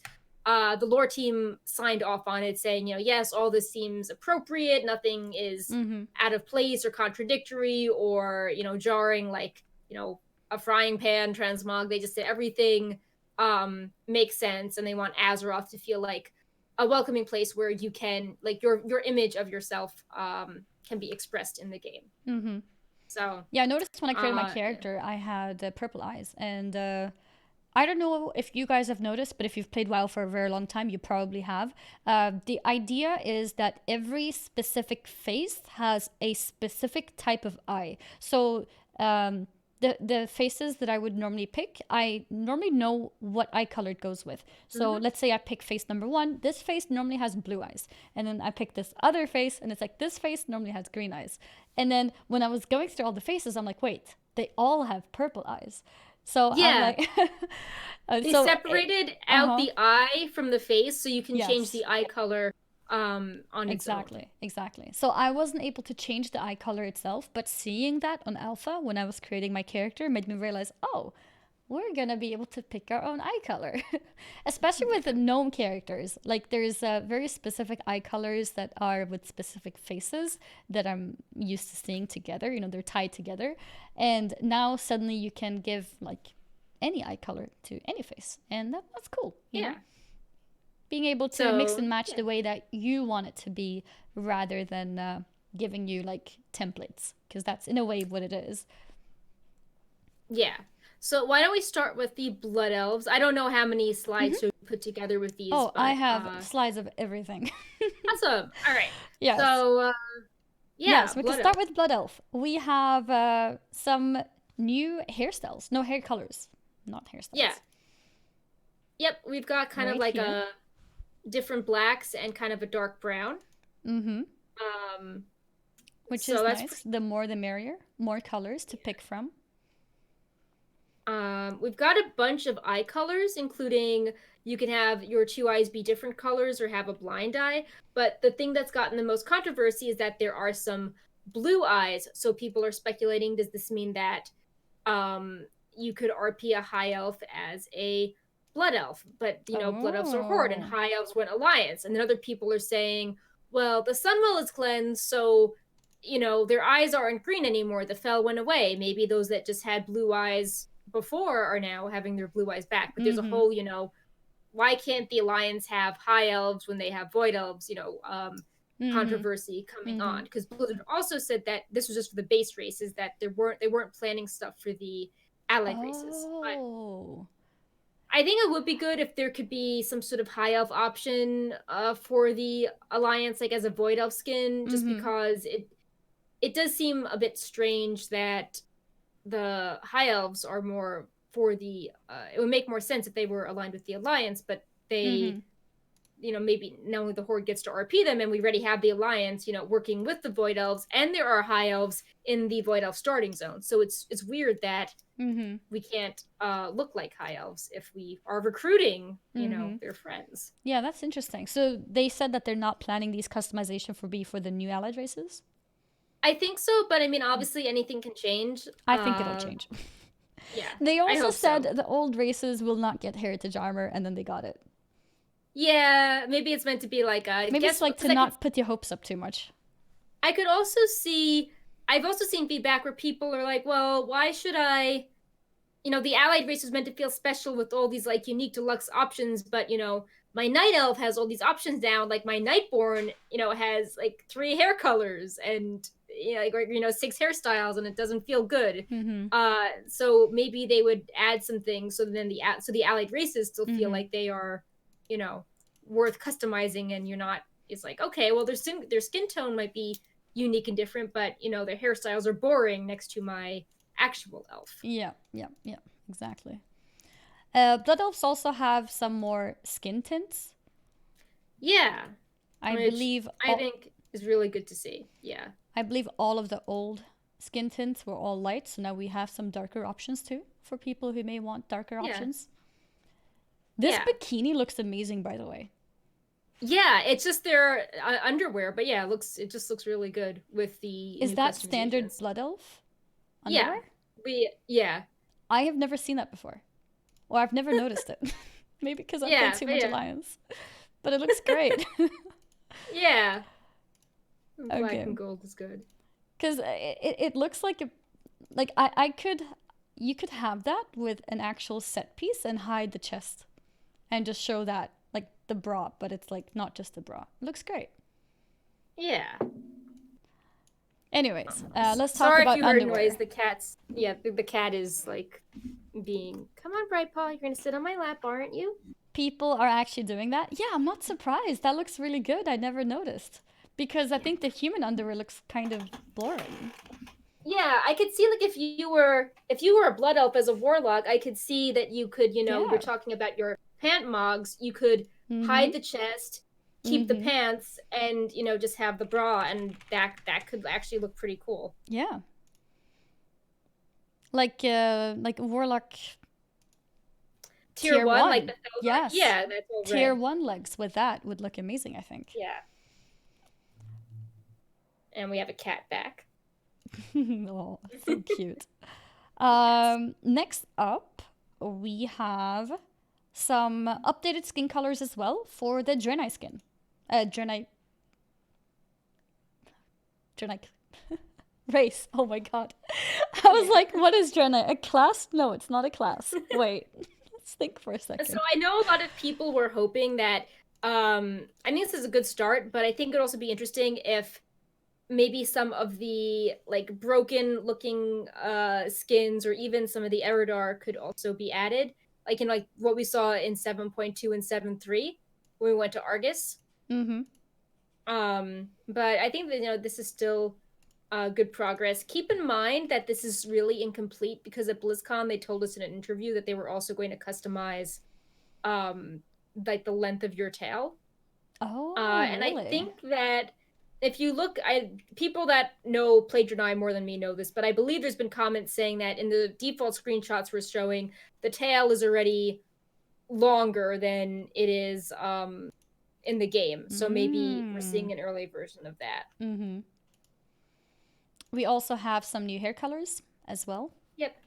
It's like, I think these are some of the old ones as well, but yeah, you can see that there's some new ones in there. mm-hmm.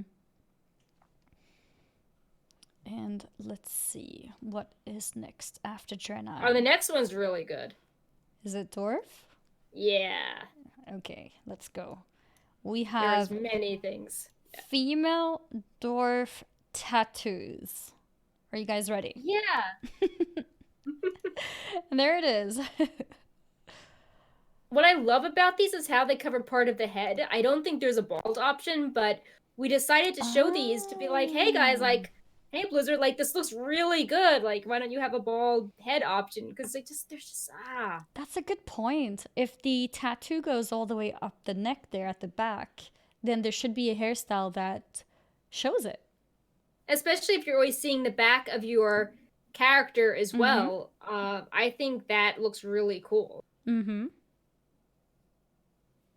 So yeah, dwarves, both male and female, have gotten I think 4 or 5 new tattoo colors and a variety of skins. So you can feel like you're playing a Wildhammer dwarf now, or a dwarf from a different clan, maybe like a lesser clan, not one of the big three, and I think they look awesome.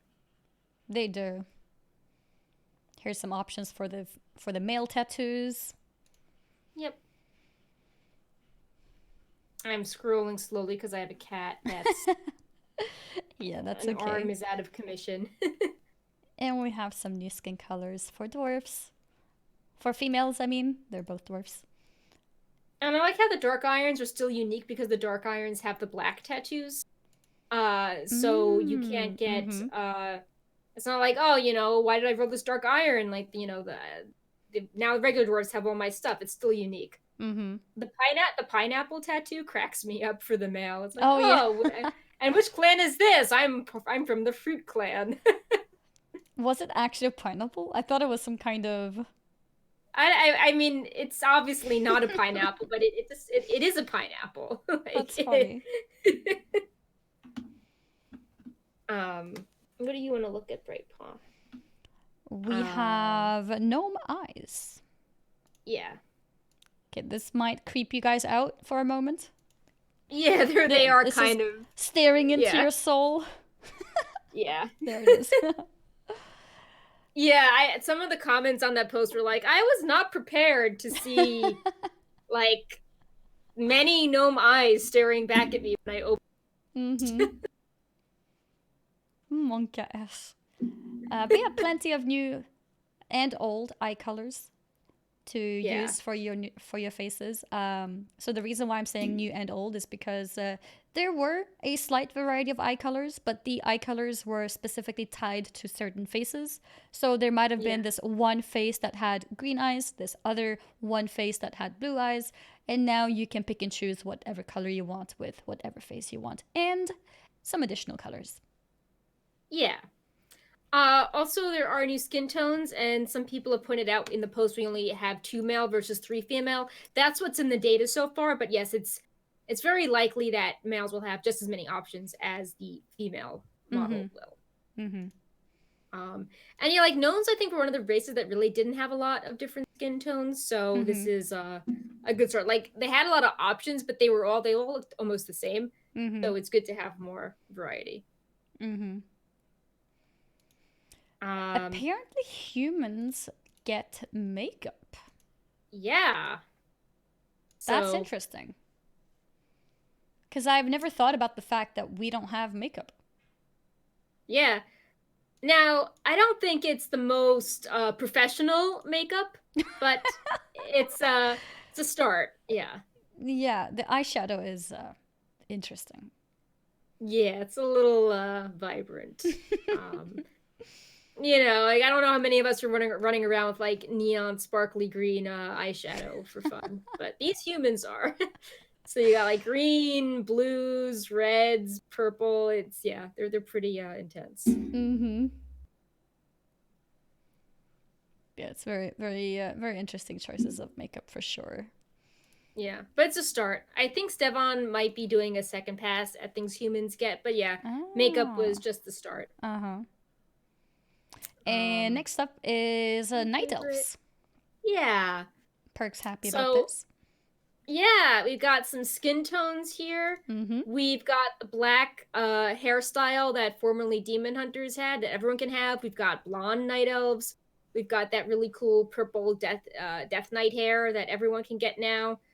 And males have tattoo options on their bodies. I don't know if female will get that as well, but the options look really neat. Kind of this lavender tattoo, and some of them are asymmetrical, or they only go up one side of their body and face. One of the tattoos looks like the druid symbol. One of them actually looks pretty good with the mohawk. One of them kind of looks like a weird serpent thing on your arm, and yeah, I really like these. Of course, I'm excited to see more night elves, but I think it's especially good with the night warrior lore and how that customization, and we're learning more about the different varieties of night elves and what their values are. And I think it makes sense that they get some like the black hair. I think that would look really good with the night warrior skin as well. Mm-hmm. So yeah, I appreciate the night elves getting Ooh. their stuff. A So comment in the chat. Need leaves in hair for night elves. I agree. That's Yeah, interesting and very true too. Why I do think night elves not jewelry. have leaves in the hair? Yeah, I like a leaf option, or on the Warcraft 3 art, it's always, Tehran, and she's got like that little silver chain Mm-hmm. on her head. It's like, why don't we have jewelry options like that for the night of like more body jewelry? I would like that. Very true. Very true. That would be awesome. So we have orcs next. Yes. We could start with the face And tattoos. yeah, I love There these. we They're go. very asymmetrical. Back in the day when everyone was really excited about Kultiris allied race because they had the asymmetrical face with the scars, Oh and yeah. I feel like they've taken that tech, and now orcs have asymmetry as well. Mm-hmm. And they had it on both female and male models too. Yeah, the first female orc tattoo is so cool with like the swirl on their side of their Mm-hmm. face. I like it. It's so cool. And orcs also get body tattoos. Yeah. There it is. So I know people are like, oh, I hope they add a tattoo for a certain clan so I can RP you know, this clan. So I'm not just, one variety of orc. And yeah, I think they look cool without stepping on the options of what the Maghar orc gets. Mm-hmm. Like the Maghar orc has a very certain vibe representing like, the Black Rock and all the other tribes from Mm-hmm. AU Draenor. And these are also badass, but go in a different direction. And I Mm-hmm. think that the white paint looks really It cool, does, yes. especially the with the strips going over the eyes. I really Mm-hmm. like that one. Mm-hmm. It does look really cool. We also have some updates for Pandaren. Yep. So at first, when I read this, it was like Pandaren fur, and I was like, "Wait, what do you mean fur?" And I was like, "Oh, wait, they don't actually have Yes. skin; they have fur." Okay, that makes Yeah. sense. So Um, we've got blue pandas and black pandas and purple pandas. yep. There's the blue one. It's so cool. It's like a prettier version of a Voidwalker. Yeah, it's like a Arden wields Pandaren. Yeah, true. But yeah, they're pretty cute. So you got those Yeah. updates, probably, or not even probably, definitely for both male and female. Yep. I think I'm only showing the female ones here, but they Yeah, we've were got them updated for also for men too. now. I mean, for Yeah. males too. Yeah. And then we have some more tattoos for trolls this time. So, Yeah, oh, they've these got are them. really This is good. detailed. Mm-hmm. Yeah. We've Face got so many tattoos. face tattoos and 6 different colors. Mm-hmm. So many colors and quite a few different designs too. So, yep. And body tattoos. And body tattoos too. I'll let the slideshow go a bit for the different face Yeah. tattoos, and then we can show the body tattoos as well. And it's really nice because there's so many colors, so you can mix and match to make it fit whatever skin color you pick. Like for example, maybe blue looks great on green skin, but maybe Right. this other color would look better with a different skin color. And you can mix and match however you Right. think the two colors match Or each if other you the get a best. new armor set, you can be like, oh, I want to match my tattoo to the armor set. Mm-hmm. Or Good point. Yeah. going in the opposite direction, if you have a really cool like RP concept for your character, and you're like, oh, I want my character to represent this specific band of trolls, then you have the flexibility to get the tattoo color and markings that best represent your clan. Mm-hmm. Okay, let's go and look at some tattoos. Oh, look at this. Sort of a Yeah. dark bluish purpley skin with red tattoos. So good. Somebody in the chat says, I noticed the preview was put on green skin, which isn't in game right now, and I think currently the green skin is an NPC only option. Is that true? I'm not 100% familiar It might with be the true. troll colors. The female one is there. The male is using purple. It may have just been the easiest option for us to pull up. But it's as interesting if Devon that is becoming an option to pick. Then Yeah. here it is. I don't. I think the skin tones are incomplete. we only have sort of 2 purple tints and Mm-hmm. more of a beige one so far. Mm-hmm. I think maybe they weren't complete for female, but yeah, Mm-hmm. they all look good. Mm-hmm. So as you I can see, like you can the combine the body tattoo together with the face tattoo. I like the tattoo option that's like the actual bone. I So you like the have bones like too. the bone tattooed on Mm-hmm. your leg and the rib cage. I really Mm-hmm. like that. Yeah, that's the one that's showing right now. I really like it too. Yeah. I think having that in white and then choosing a darker skin color looks the best. Yeah. That looks cool. Mm-hmm. And what else do we have? Trolls also have updated skin tones. Yeah. 3 so far, not the green that someone was asking about, but 3 so far is pretty good. Mm-hmm. Uh, And let's see, what else do we have? Ooh, so this is we good. have a version of Undead which does not show bones, or not as much. So bones are Yeah. more covered here.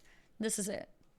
I don't think it's a finished product. I think it's going to look even better, but yeah, you can Mm. see Mm-hmm. uh bones are really covered up right now. Yeah. So I heard the Undead model doesn't show bones on the Asian servers. Yeah. So We is that how this looks like, or no, it's actually somewhat different. okay? When Wowhead did our April Fool's joke to say that we had undead with no bones, we actually used the Asian model as our base Oh, for yeah. what we were doing. Uh-huh. But yeah, like if you look around the knees, you can see that it just looks incomplete. Like they didn't finish like putting all the skin meshes in place. So is it meant to be Uh, completely boneless?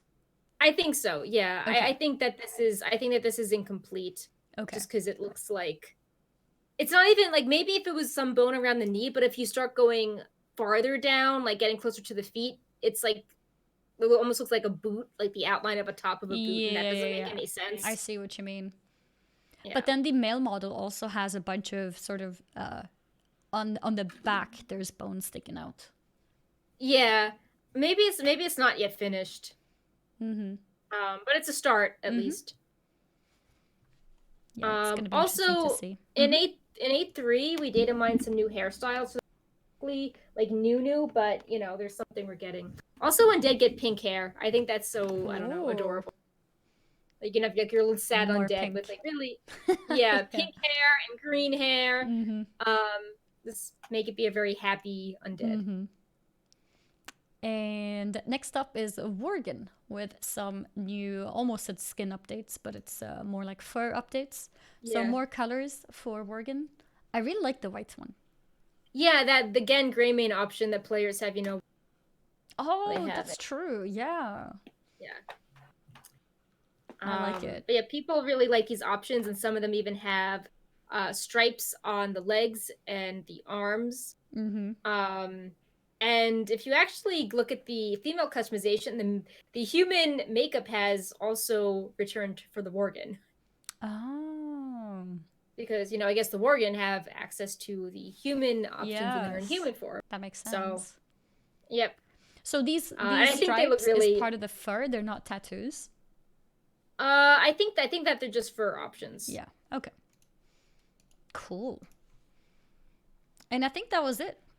Yeah. Obviously, So we showed a sort of highlight of what is available. If you check the original article, you'll see every color, for most of them, both genders as well. So you see the female option, the male option, and yeah, a lot more colors and everything. I tried to handpick the yeah, ones that show the biggest differences. we may have a few more things to post. Like we still have goblins to do. Taurens actually don't have any data yet, so we can't really show you stuff. And I think we want to take another look at Worgen because they have like cat, animal eye options where the pupils are like more slit. Like Brightpaw, who's attacking the back of my chair. So we might have a few more things to post. But the bulk of things are done right now. Mm-hmm. And with that, we can move into yet another type of customization. But this is all.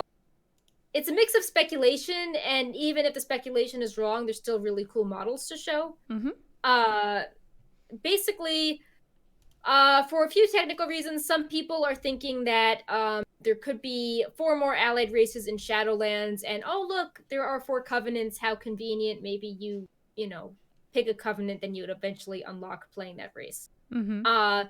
This was people were also getting more hype because the NPCs that were associated with these allied race entries that could be placeholder did correspond to each covenant, and most of them had a lot of creature variety. Like it wasn't just the same NPC. It's like they have like different horn styles, different Yep. armor they're wearing. So it's reminding people of like the Nightborn from Legion or the Vulpera from BFA that eventually became a playable race. But like it's too early to speculate, and none of these Shadowlands NPCs can be customized in the dressing room, and the Vulpera were from day one. So that's like a big difference separating what we're going to show you from the Vulpera.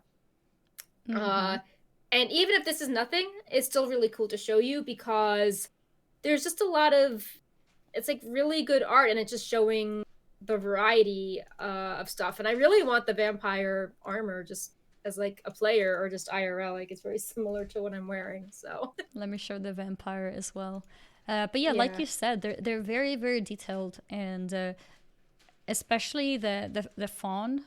Is that how you say it? yeah, fawn. Yeah, the fawn is really interesting because it has all these different horn types as well. So the fact that there's different customization options for that already is also really telling. So it's it's going to be interesting to see if these do become allied races. The vampire one is really creepy. Yeah, I kind of like. So I think armor variety is interesting, and we were talking Yes. about jewelry.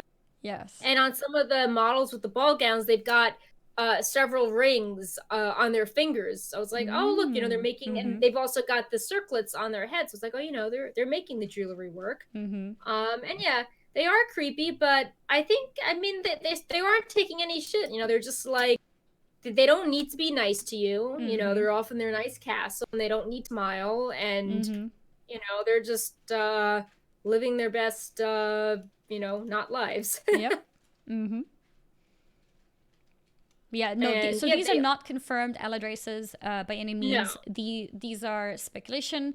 The speculation is based on the fact that there's so much different customization available for these races, which is usually uncommon for just random NPCs in the game. We saw something similar with the Vulpera that later on did end up becoming an allied race, but it's obviously not confirmed. It's just speculation. Might be, might not be. And there's some data fields that updated 4 things for character races, and people are like, 4 covenants, 4 character races updated. This must mean allied race. And I mean, we're all used to expecting, oh, this race in BFA looks cool. I wonder if it will be playable. And for the most part, they did become playable. So now, whenever there's something cool, we want to speculate on that. And actually, while we're here, we don't need to go super in depth. I'm going to drop something into the notes. We made a similar post on the variety of Kyrian models, because there are a lot of them with really cool wings, as well as all of the owls. Oh yeah, we have to show the owl. We didn't show the owl at all. The owl is very important. Wait, the owl from where? Kyrian, the Bastion. So do you have a link for it? I just put the link there. I said Kyrian do. There, okay, I see it. Yeah. So, Kyrian also has these NPCs that have a lot of variety. And as part of your signature ability in the Kyrian Covenant, you get to summon a really cute owl. And the owls also have lots of different model options as well. So, yeah, the owl is a very important NPC. I don't know why we didn't show the owl, but yes, the owl is more important than Sylvanas. It's so cute. Of course. Okay, let's see. Here it is.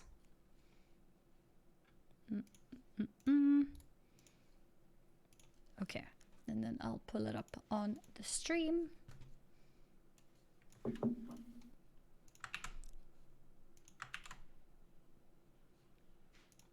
There we go. There's the owl. Swolkin for So the win. cute. I know. I want Pepe here to have like a little, Mm-hmm. and I want there to be owl plushies, and we can have a Ooh, owl plushie party. I like this tint. There we go. Yeah. The golden one. Yeah. So cute. Yeah, this owl saw that Bolvar was going to the gym every morning, so the owl just, just joined him. Yeah. It sat on Bolvar's head. Yeah. And it's like this is the Death Cosmos version of Pepe and Shadow. Mm-hmm. It's like, yeah, the owl and Pepe can't fly, so instead the owl worked out. Mm-hmm. It's a Moonkin redesign. Yeah. So yeah, that's a good just point. a slight detour. These two. Mm-hmm. And yeah, as a reminder, keep posting stuff. So they posted this owl post during the show, and on a totally different note, besides we also posted that some stat buffs were being nerfed, and there was also a long Druid feedback post like 5 minutes ago. So if you want some more details and you don't care about the models, check out the Blizzard class feedback on Wowhead. Mm-hmm. So, and with that, I think we're done with models for now. Again, these are just the highlights. But we wanted to quickly highlight some of the biggest discussions with systems. Even though we don't really dig into every class change on the show, it makes sense to highlight the big picture things, and then similar with lore, and then wrap up with a few miscellaneous things. So, systems. The first thing I wanted to highlight, which stood out to me, and I thought it was so cool that day one of the alpha, I started 3 a.m. writing this post because I was so hype about it, is that professions have a ton of classic throwbacks. We're talking weapon oils, sharpening stones, enchants available on many slots. As an enchanter, I'm happy to hear kits, that. It's really boring to only have what is it, ring and weapon enchant, and that's it. Yeah, there's 2 slots. Yeah. The alchemy is really interesting because you can use a potion, but then if you also have an oil on your weapon, you get an additional effect. Oh.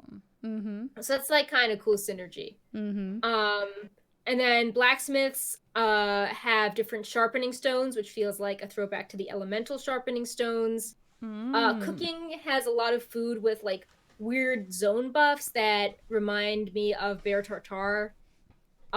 Enchants have slots for chest, back, boots, bracers, and gloves.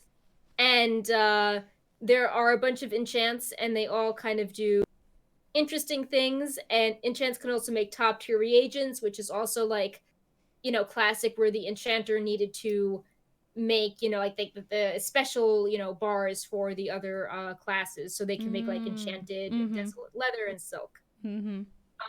Engineers get belt enchants back. And there's so belt a lot of and not a socket. Right. Well, I mean, there could be sockets, but there's stuff attach a wormhole generator, allowing you.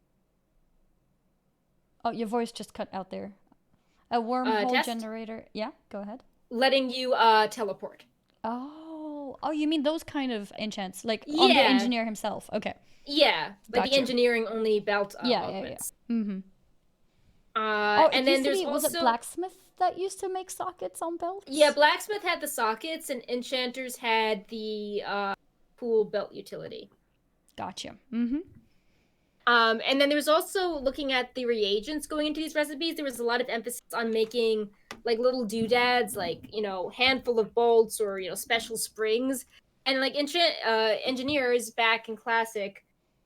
Sorry, the cat is distracting. Engineers back in classic had to make lots of little things to make the big things, so that's also kind of the old flavor of old school engineering. Jewel crafters, I think, are really excited about this. You can make something called a jewel cluster, and you can put it in the socket, or you can do something called an optimal crafting reagent to guarantee a secondary stat on your crafted item. Oh. And I know a lot of people are like, oh, I don't want this RNG, blah, blah, and this seems to get rid of it. Okay. So is that And then for everyone to use? Jewel crafters sell them, or? I'm not sure. I think so. Oh, Uh-oh. oh. Uh-oh. Uh-oh. Bigfoot. Okay. Um, Seems safe. Mm-hmm. yeah. Yeah, that's really exciting. That's really exciting. I want professions to come back. Professions have been pretty non-existent this expansion, and like I have not felt important, or not, maybe important is the wrong word, but I have not felt like enchanting has given me anything, and because there's only 2 enchants, so it's really boring.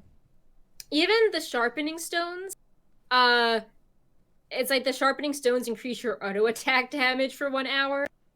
And it's just like you can picture a class that has a lot of like quick melee attacks, wanting a sharpening stone. Mm-hmm. I also want to laugh because leatherworking can create the armor kits, like the stamina kits that you can put on your chest, legs, hands, or feet, and that's exactly like classic. So yeah, that is the old system. Yeah, so it's super old school. Mm-hmm. So yeah, I'm happy they're trying to do more with chance, and it feels like maybe they learned people like this part of classic. Like, they keep talking about the RPG element as to why they want you to pick a covenant, and this also feels very RPG, how your character is making all these like unique things, and it has more of the old school vibe of WoW. Mm-hmm. So I'm happy with that. Mm-hmm. And that was cool to find. No break, paw. Go. Let's see. So the next thing we want to show, shout out to the Wowhead dev team. We worked weekend hard to get this up. Is a view-only calculator for the soul binds. The soul bind system, and this is not available in game, right? No, like you can see the UI, but you can't really it. Mm-hmm. Basically, each covenant has different NPCs you can befriend, and then you soul bind with them, and then you unlock like a little friendship tree with them, and the tree alternates between unique abilities that they unlock and conduits, which are like special gems that you can customize what abilities you get, and they all have different variants. So like, a tank character might have more like durability type conduits, and he might have more utility talents versus damage dealing talent. Mm-hmm. So we have seven soul bind NPCs so far, and in the calculator you can see their layouts and like what you have to get first, and if you have like more damage options or utility options to customize with. Mm-hmm. And this is causing people a lot of stress because they're like, well, I can't swap my covenant, so I better like, yeah, this covenant better have the character with the best soul binds for me, and I need to be their best friend forever, or else, this will be sad. Mm-hmm. So, yeah, this is very early. Like, there's more than 7 NPCs. We don't have conduits on the site yet. We just wanted to show you what it was going to look like. I will also link this in the chat because I think it's very interesting to click on it and read the different tooltips. The picture that I showed on the stream is just a static picture, so you can't really mouse over it on the stream. But if you click that thing, then you can see a little bit more what the idea is, and you can also click the 7 different kinds that we have up here now. Yeah. So but yeah, it's really cool that you guys were able to put this together this early as well. Yeah, we have a few more cool things we're still working on too. We've all been working around the clocks. Like, yeah, I can the imagine. Data, like Stevan does some really cool data mining, but it's not just him. We have a whole team of people, like making the talent calc run, updating the data. One person might put the data in while someone else, makes the site look nice, getting the filters working and all that. Yep. So we're not going to get into the class changes, but earlier today we did put up our overview of everything class related we posted, including individual pages for each class. So you can just jump to that and not, feel like bogged down in reading, miles of stuff. But Yeah, we wanted to highlight the interview game director Ian Hazacostas did with Sloot. Yeah, that was cool.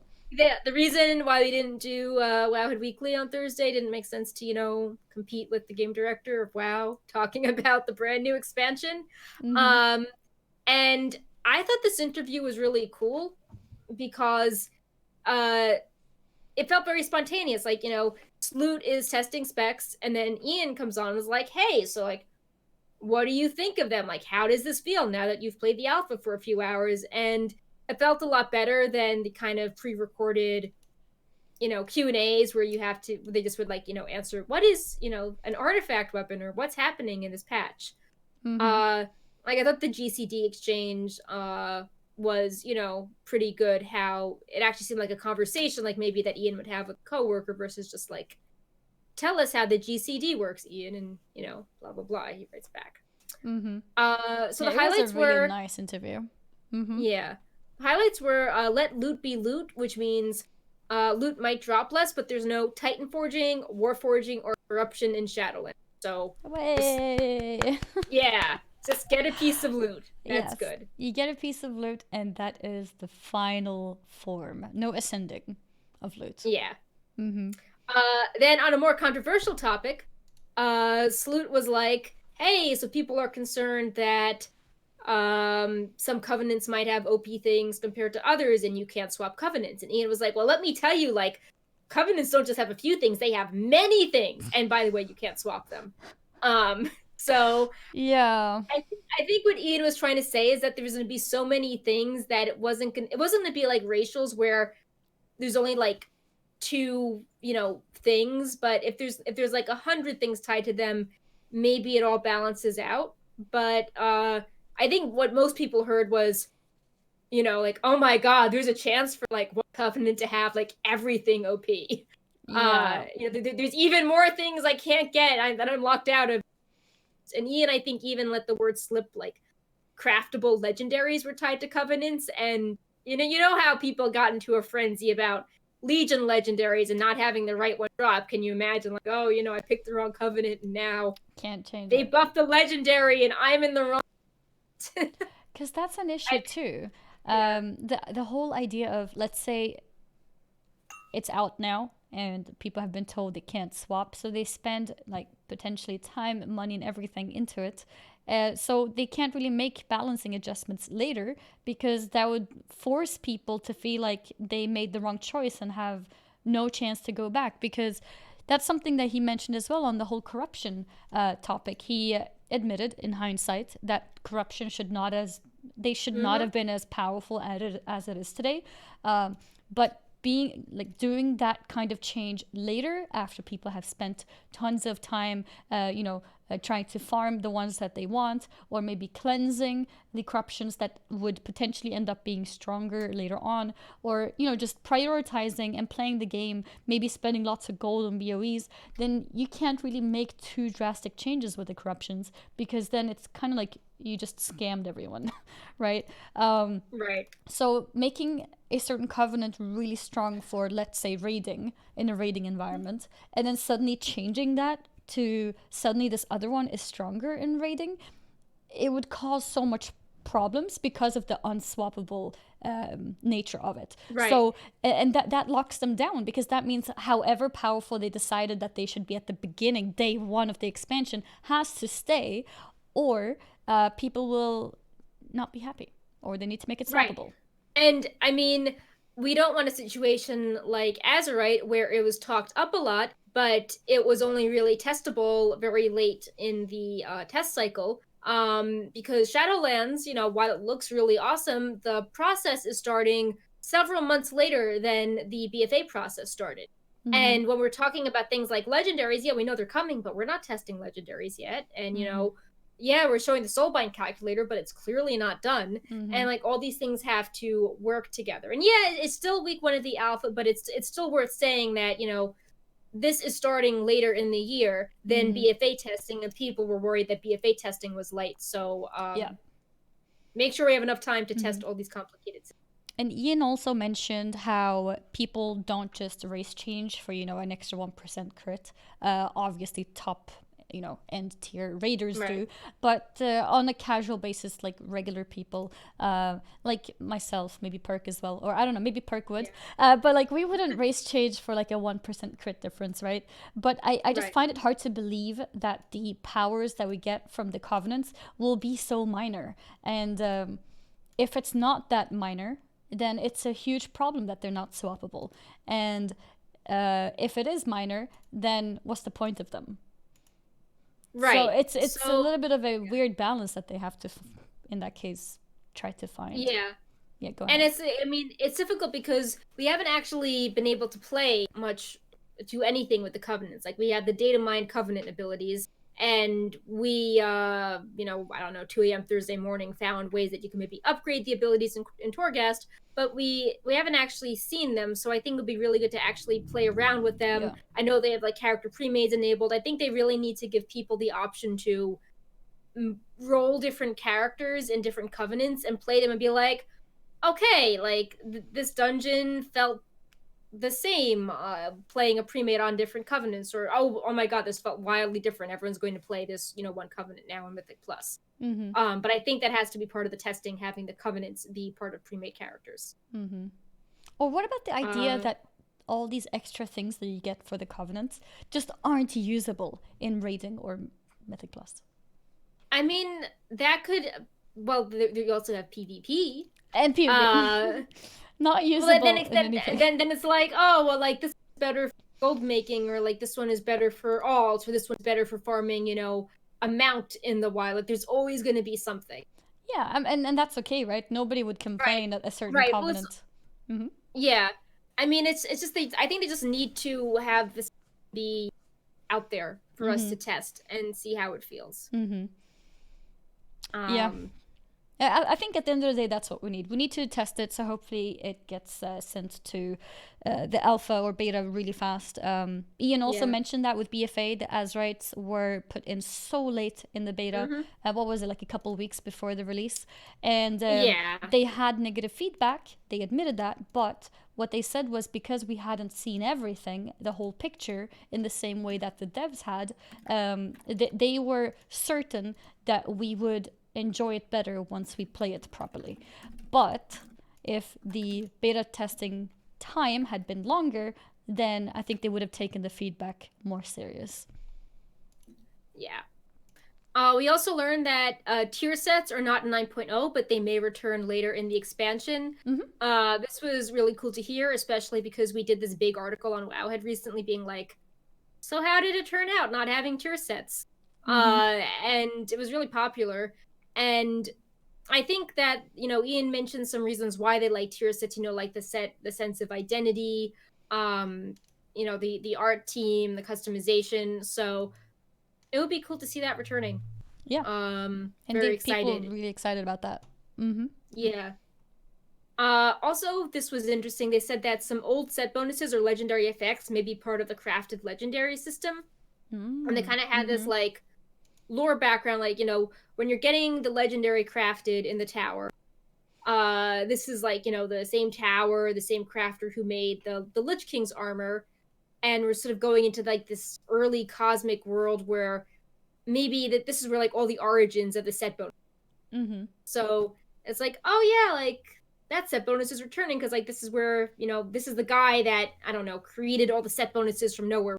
It's like magical powers. So it's kind of cool. Like you're saying, like an O for like if you really like the certain play style of something, a set bonus could appear on a new legendary, or if you really liked Legion legendary effect, now you can get that play style back with the customization. So I've seen some devs, asking around like, hey, what trinket do you miss? What set bonus do you miss from your history in WoW? Because some of them were like really transformational as well. It wasn't just like For sure. a damage increase. It's like, oh, I play my class differently with this bonus. Mm-hmm.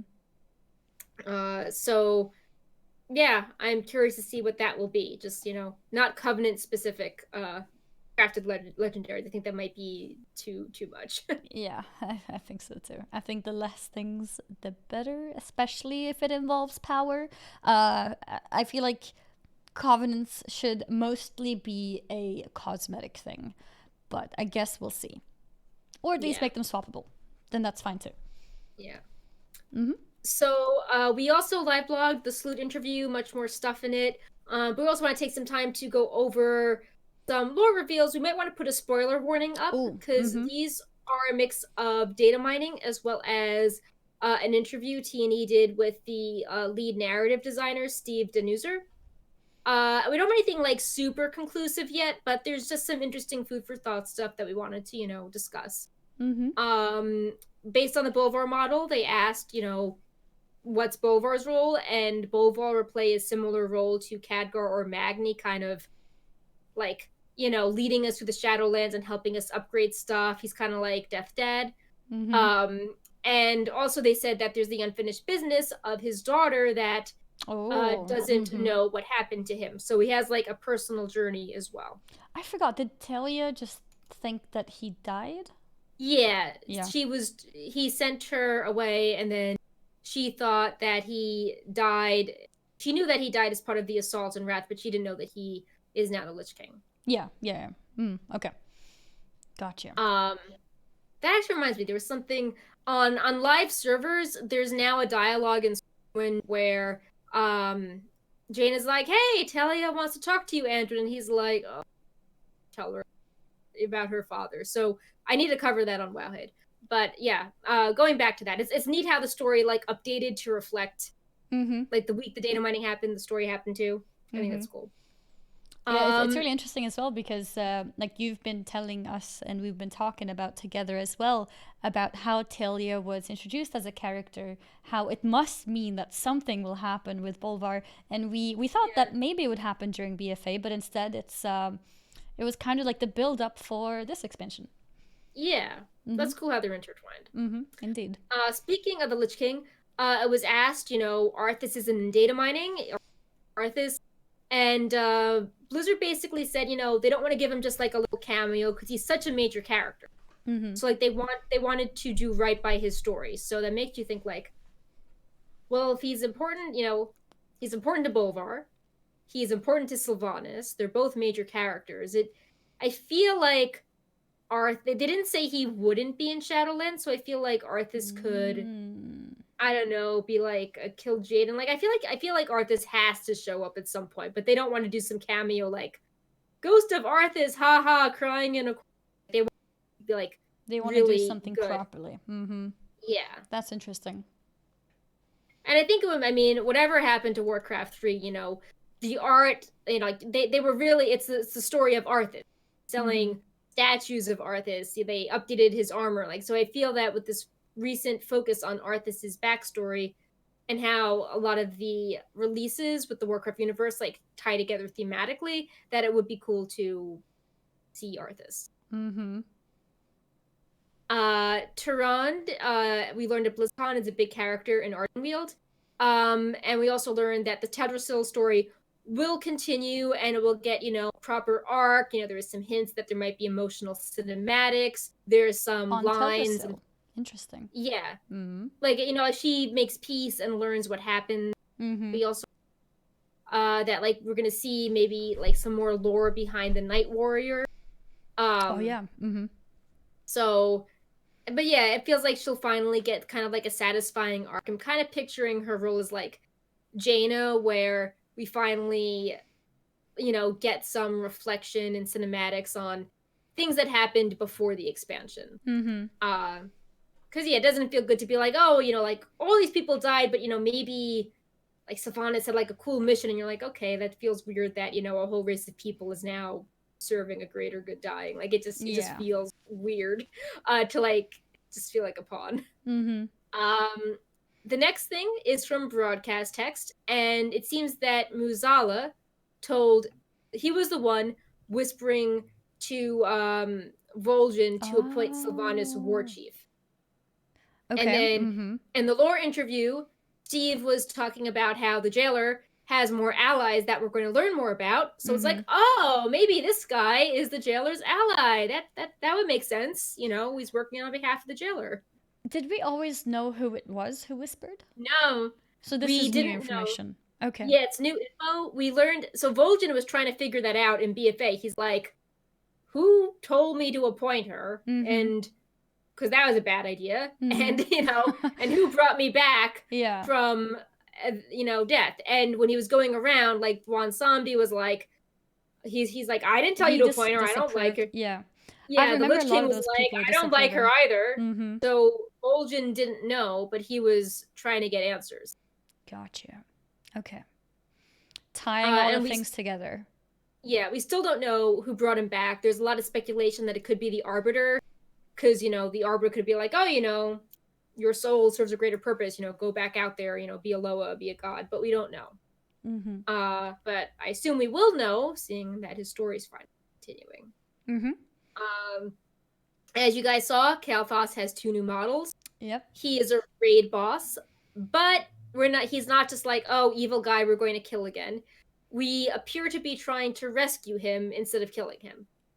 So, all the people in the Covenants, all the NPCs we encounter, can be redeemed in some way, and obviously Kael'thas is not the perfect, model citizen Covenant, but it seems like he was maybe trying to get some sort of redemption, and we're trying to help him rather than defeat him. Gotcha.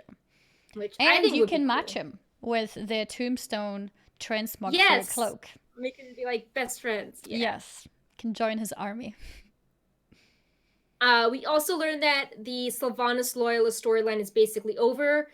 There might be some NPC options, minor flavor things if you talk to a character about BFA. But basically, the plot's over. Sylvanas' loyalists canonically have abandoned her, and there's no split horde narrative going forward. It doesn't make sense at the time. Everyone knows what Sylvanas is up to, and they're all trying to stop her and the jailer. Along those same lines, the fate of the Forsaken is sort of like Teldrassil in that it's a big they had a big leadership change, and you can't just explain that overnight. So they're going to be looking at the repercussions of that as time goes on as well. And was that potentially going to be Kyria?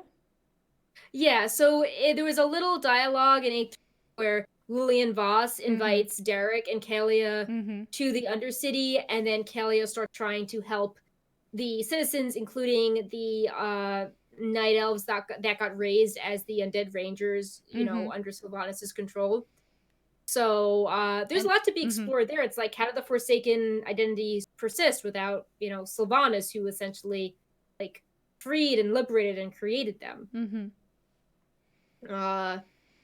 Blizzard also mentioned that the expansion is about the jailer and what drives him and how to stop them, and they feel that in BFA things were too ambiguous, and a patch ended on a cliffhanger, but you didn't feel good. But they want in Shadowlands to be okay, we got to stop the jailer. This patch ended, and we learned some more facts that we can speculate about in a healthy way, not a grasping at straws way, or oh, this character's gonna vanish for a year. Well, I guess I can't do anything. Yeah. So they were, they admitted that maybe the story would be good or satisfying when it ended. Eternal Paths, a shard just gets yanked away, and you're like, what's going on? So they wanted it to feel more like it's speculation or clues versus hey, we have no idea about these things, let's see what would be cool type of thing, or relying on evidence, but the evidence is pretty scattered. There's a lot of contradictory things out there, oh, if we look at this lore we can go one way, but if we look at this book we can go another way. So they want it to be more, I guess, productive, you're solving a puzzle or a foreshadowing versus trying to come up with 10 theories. And the most exciting thing, there was a lot of talk about Titans. T&E kept, they're like, oh, Orbos, this looks like the Titans, or they're going to be Titans in Shadowlands. And they wouldn't say no, but they were trying to also say we're exploring the cosmos, and we haven't seen a Titan homeworld yet. We've just seen the Titan manifest on Azeroth. So I kind of got the sense there was more coming with the Titans, but not right now. And then the weapon that we showed too was also... Yeah. So I feel like there has to be some sort of Titan connection. Maybe there's a Death Titan in Shadowlands is a Death Titan planet. Maybe that's what Shadowlands is about. And that's why the hub has all the Titan architecture. And Steve was always pointing out that we we've never been on a Titan homeworld just yet, so maybe this is, this is a different manifestation. And they were talking about how the sword will stay in Silithus because it will play a role in the future. And it's like, well, that has to be Titans, because Sargeras was worried that Azeroth is strong. He's trying to destroy Azeroth. That sword's really big. I don't think any humans are going to be, we can't just go there and be taking it down anytime soon. And I was yeah. like, gee, like, could Azeroth be born and like rip the sword out herself? I think that. Oh, imagine that! Like, an arm just comes out, like. Yeah. Or push it out. Yeah. So that's knowing that something will happen with the sword and Silithus, and that like all the expansions tie together. And Steve was also saying that they design story arcs way in advance, so they know how Shadowlands ends and how it ties into the next thing. Like I think that the sword and the Titans could be like a 10.0 thing. It could be, actually, yeah. Like it feels really weird to talk about 10.0. Yeah. Yeah. Oh, it's double digits too. It's kind of scary. Yeah. But yeah, it's definitely possible that, like you said, we learned something about the essence of Shadowlands itself, which might then lead to something like that afterwards. So that'll be interesting. What we're gonna see. Yeah. What will happen to the sword? Yeah. Also, one more quick thing. This just popped up in Wowhead chat. Can you put this image in on the stream? So we're writing up a detailed Bastion summary, but we talked about Venthyr before, and Annie will be showing you a picture of Venthyr, except he doesn't really look like a white and gold paladin angel. Oh, wait, this looks so good. Yeah. So it seems that in Bastion, like, it looks like, oh my god, we're the good guys, gold and white, and we have fluffy angel wings, but it's how Zira in 7.3 was like very like a dictator, like trying to change Illidan to be a certain way. It seems that this kind of has the same vibe, where it's like you need to ascend and like get rid of your past and just blindly follow them, and they all think they're good and wonderful. And there's a branch of the Kyrian, the Forsworn, that failed the trials, and there's like tension between them and the Kyrian. And it seems like Venthyr here is choosing not to participate in the trial, or he's failed. Like, he doesn't want to get rid of his past. He wants to remember his time on Azeroth. He wants to keep his memories. So it doesn't seem like Ventyr's going to be this magical good guy paladin running around. Like, he's I think he could be very interesting, but it's nice knowing that the Kyrian are not just like the generic we're a perfect faction, that maybe they're too there's a darker side to it, like overzealous, and that when you look at this picture, you might be like, oh no, Ventyr's like disobeying them, bad Venthyr. But it's like, hey, maybe there are downsides to just blindly following their path. And it's so interesting to see all these details too, because to give people perspective of the picture we were looking at before, we saw this and we're like, I don't know, like the skin, the face, the wings, everything looks so low res. Like, well, what's going on? And now we saw this. So this is the picture where they're trying to reach out to him, and he failed his didn't want to participate in that trial.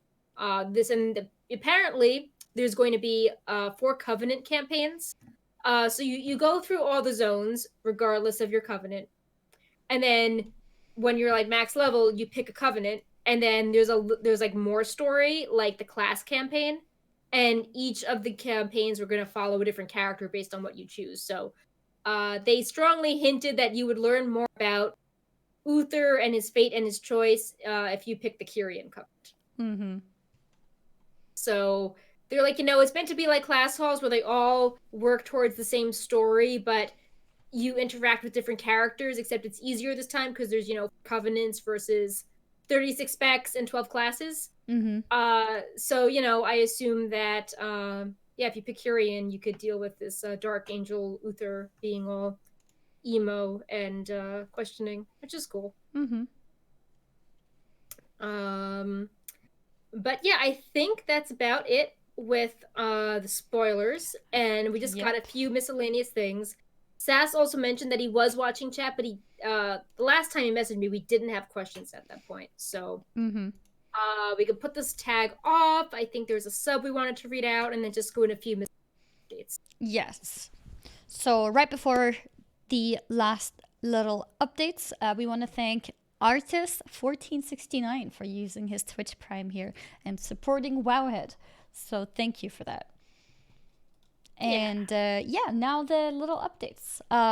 One interesting thing is that the unread mail of your character seems to show up on your character screen. Yeah, just not brew of the month stuff. Thank God. Oh God, I still Can you need to cancel that. imagine? Like, yeah. Let me get the picture up. There we go. Yeah. Which is very interesting because that puts so much more emphasis on mail being an important part of the game. I don't know. What are your thoughts on this, Perk? I just think it's a nice thing for alts to have. It can encourage you to log in more, like maybe auction sold, or maybe you get like a prompt to do some things. So I just think it's a nice UI change and to encourage people to log in more. Because I wonder if this means that there might be more things added to it later. Like, I don't know, mission table is ready. Yeah. Or something. It was interesting to see that the mail is what's up there first. Yeah. And yeah, go ahead. Next topic is the Shadowlands skybox in the Icecrown sky. If you watched, obviously, the Shadowlands trailer, the sky in Icecrown went boom, and it looks really cool. And now in game, it looks exactly the same when you're by Icecrown Citadel. So the world, looks like it does in the cinematic universe, which is neat. It looks amazing. And, yeah. Like, usually when you see cinematic, you're like, oh, that looks so much better than a game. And yeah, it does look slightly better, but it looks really cool in game too. Yep. Like, it looks really similar. Yeah, because these are in-game pictures. Yeah. The final thing we're going to highlight, miscellaneous thing, going back to allied races, is that they are not going to require the exalted reputation requirement in the pre-patch. So if you were, you still have to do the like story achievement, but you don't need the reputation, which seems to be a welcome change. Yeah, definitely. I think it would require a bit too much for people to have to go back and grind reputations. I think a quest line makes sense because then you learn about the allied race and everything. But reputation, it's in the end just repeating content, which makes sense when it's current. You don't really learn much about the race doing a world quest. Yeah. Oh, I got my Darkmoon Fair hat on, then I'm going to go and I'll learn about, the Void Elves. You don't really do that. Yeah, so it seems like it's all allied races, correct? Or was it just some specific ones? It was all the past ones that we data mined. Which is funny because I just got exalted to unlock my Vulpera like 2 weeks ago. But yeah, so there you have it. No longer need to get exalted reputation on allied races. And we also just had a subscription from Misty Chaos. Thank you so much, Misty. One of the guys from my community. Thank you very much for supporting Wowhead. If you haven't seen the emotes in a while, we got a bunch of emotes done around a month ago. And I believe with all the subs that were gifted today and some past subs with their data mining streams, we unlocked a new emote that we're going to do in honor of Steven, who is our data miner crazy guy finding all this cool stuff for us. That's awesome. I think I saw Stevan in the chat earlier. I'm not sure if he's still here. But yeah, so we're making a new emote and it's going to be chosen by Stevan, right? Is that what it was going to be? Yeah. He will choose what it is. His Twitter avatar is like a stylized owl. And obviously there are owls in Bastion. So we're going to make a little owl thing. Gotcha. Yeah. Oh, another sub from More on Blood at this time. Awesome. Also from my community. Thanks, guys. Thank you. And that was an 8-month resub, 3 sub, too. Oh, thank you. Thank you very much, guys. So, Thank you very much, guys. Oh yeah, just speaking of like subs and Twitch, we've been really trying hard with Shadowlands to bring you a lot of like data mining and you that like Mm-hmm. just like that just Wowhead can do. Mm-hmm. And we had a really awesome stream on I think it was Wednesday. Like we had I think we're like #1 on Twitch and a lot of the other streams were people reacting to what Stevon was finding Yeah. on screen. Mm-hmm. So that was like very meta and cool to see. Mm-hmm. And then we kept it up basically every day, doing character customizations, showing how you put together, these armor sets. It's really Um, interesting because we don't know, the rest of us don't yeah, know how it's done. So it's very interesting to see all that. yeah. And we try to have everyone else join the call when the data mining hits, so you can hear us in real time. I found a spell. I found 2 spells. Mm-hmm. Go write this cool news post on it, because that's fun too. Mm-hmm. Yeah, I think it's great the fact that you guys are able to live stream those. And if you guys have any other kind of feedback of the type of content that you think you'd like to see on this channel, you can always feel free to send the feedback. I think data mining is something that's awesome because it's so unique. It's something that Yeah, most people find very foreign and not familiar with. So being able to witness that live is so cool. But yeah. yeah. I found Uther. Oh, was it Narissa who sent you the thing? The picture? Uh, yeah, It was. yeah. Um, Oh, let's see. I saw somebody else ask about BlizzCon, what we thought about that. So we did mention it earlier. Yeah, Blizzard did mention that they basically can't really give a final answer right now, whether there will be one or not. We have always had virtual tickets. So if it does become an online show, it's not completely impossible. But obviously, to make up for no real BlizzCon or no physical BlizzCon, I would guess that they would have to try to make things a little bit more fun, more fancy, more yeah, panels, maybe. Maybe a few more community driven things as well, rather than just, watching panels of news.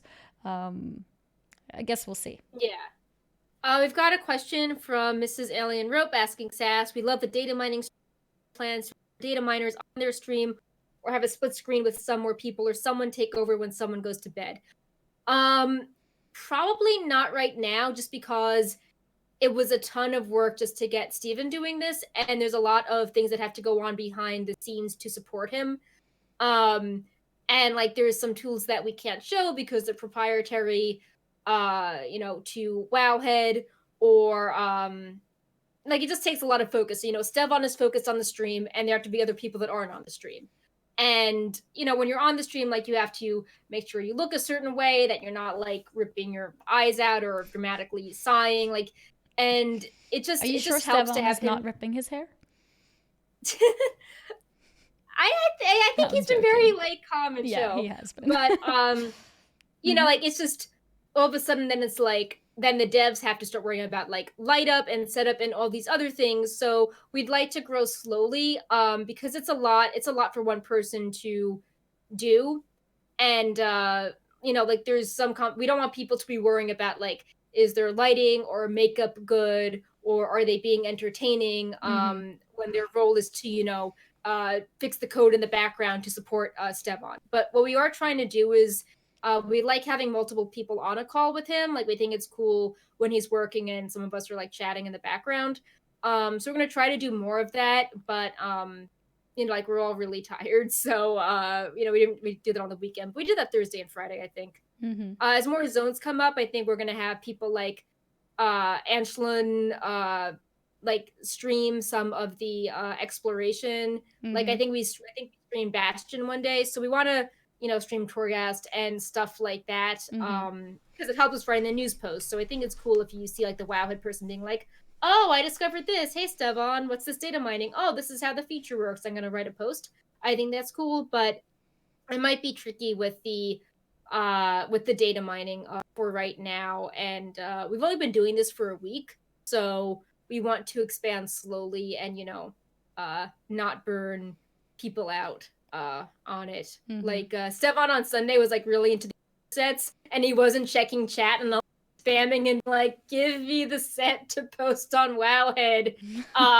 So we want to make sure we're still doing things that are making sure the info is on the site as well. Yeah. So we're not just caught up in a hype train. But yeah, like we're really happy you like the stream and we want to do more. It's just we just need to like ramp it up gradually because it's a lot of there's a lot going on behind the scenes. Like our traffic is higher than the BFA expansion launch, so like there's a lot of stuff we need to get done. And also we have to remember that Stevan is he's not a Wowhead streamer per se. He's doing this because he's enjoying it too, so it's like an additional optional thing to what his job actually is. So the fact that we have that is amazing. And of course, I'm assuming if there would be other people on the Wowhead team who would want to stream, I'm sure that would be possible to make happen as well. But maybe the team isn't ready yet because this is still a very new thing. It's not like a job requirement, or other people are just like, oh, like I signed up, I don't like I'm shy, I just code. Why are you? Why is my face in front of everyone? Like, hey, I'm applying for a job to become a data miner for you guys. Okay, can you stream it too? Wait, what do you mean stream it? Yeah. No, so I'm sure we can hopefully find more Stevans in the Wowhead team. But for now, I guess we can just appreciate the fact that Stevan wants to do this, so we can be a part of it. We do have devs that are central East Coast Australia. So a lot of time zones covered. It's just a matter of like. Yeah, it's like up to the person, right? Yeah. Right. Yeah. And like everyone's different. Like some people like to take more breaks, or like some people might have noise in the background, like kids, especially, if they're quarantined. So we want to just find a balance between like what's interesting and trying to do more of that without overwhelming people at a really stressful time. Exactly. Not everything is streamable either. Yeah. Because at the end of the day, you guys are collecting information to put out articles, right? Like that's the main point of it. The fact that it's streamed is a bonus. So baby steps. Baby steps. Make the streaming bigger. Slowly but surely. And also we had 5 gifted subs from Kaleha Stormwing. Thank you. Awesome. So Legend Tater, Raven Nerd, both names are recognized. Alexandra, Gildrak, and Rainman are now subscribers. Feel free to use all the emotes. Awesome. So, but yeah, shout out to the whole Wowhead team for doing an amazing job. Stevan for streaming and doing all the work, but also all the other people also doing tons of work, making sure all the content is out as soon as possible for the rest of us to consume. So yeah, we hope that it was interesting seeing how Stevan might find a model, and then there's a process like, oh, like put the model in this post, and someone else social it in this way, use angle, and it's like a really big team effort to get everything out, or just showing the process of, okay, now we've got like 100 models, like how do we what's interesting from them, like, oh, can we speculate on Ysera or Kale or Sylvanas? So hopefully seeing the thought process lets people know like what's kind of going on in the background, how a lot of what we're doing is like educated guesses or doing research on the fly. Like we don't really know what's in the build in advance. We're just sort of discovering and then trying to make it seem as professional as possible, but funny things happen along the way. Like I think on the stream on Wednesday, besides the models, when we started going through all the uncategorized spells, I know others on the team were like, I found a class nerf, like I found a Torghast thing, I found more Covenant abilities, and it's very chaotic, but then you have to piece it all together. Yeah, like you're seeing us discover these things in real time. Like we get no heads up. We just have those alpha, notes Blizzard puts out, and then we're just like, oh, we found a thing. Is it tied to more things? So it's just like solving a lot of puzzles, which is fun. Indeed. And well, that's a wrap up from us. And thank you guys for all the kind words in the chat as well. I'll read out some of these comments. You guys have really made my week. Thank you so much for streaming all that data mining. Stevan's streams have been great. Glad to see Wowhead branching out and all the hard work being done. Aw, Oh, you guys. and a little note from Sass. Keep an eye out for Noble Garden Egg Hunt eventually this week. Oh yeah. Yeah, Noble Garden egg hunt would have started today, but yeah, our clues got a little delayed with yeah, the Yep. alpha, just a little Mm-hmm. thing. Apparently, Wowhead account just got a hype train emote. Toot toot hype train. Aww. Hitsuki, don't get sick, but we love the hype train. We love you. Wait, why would she get sick?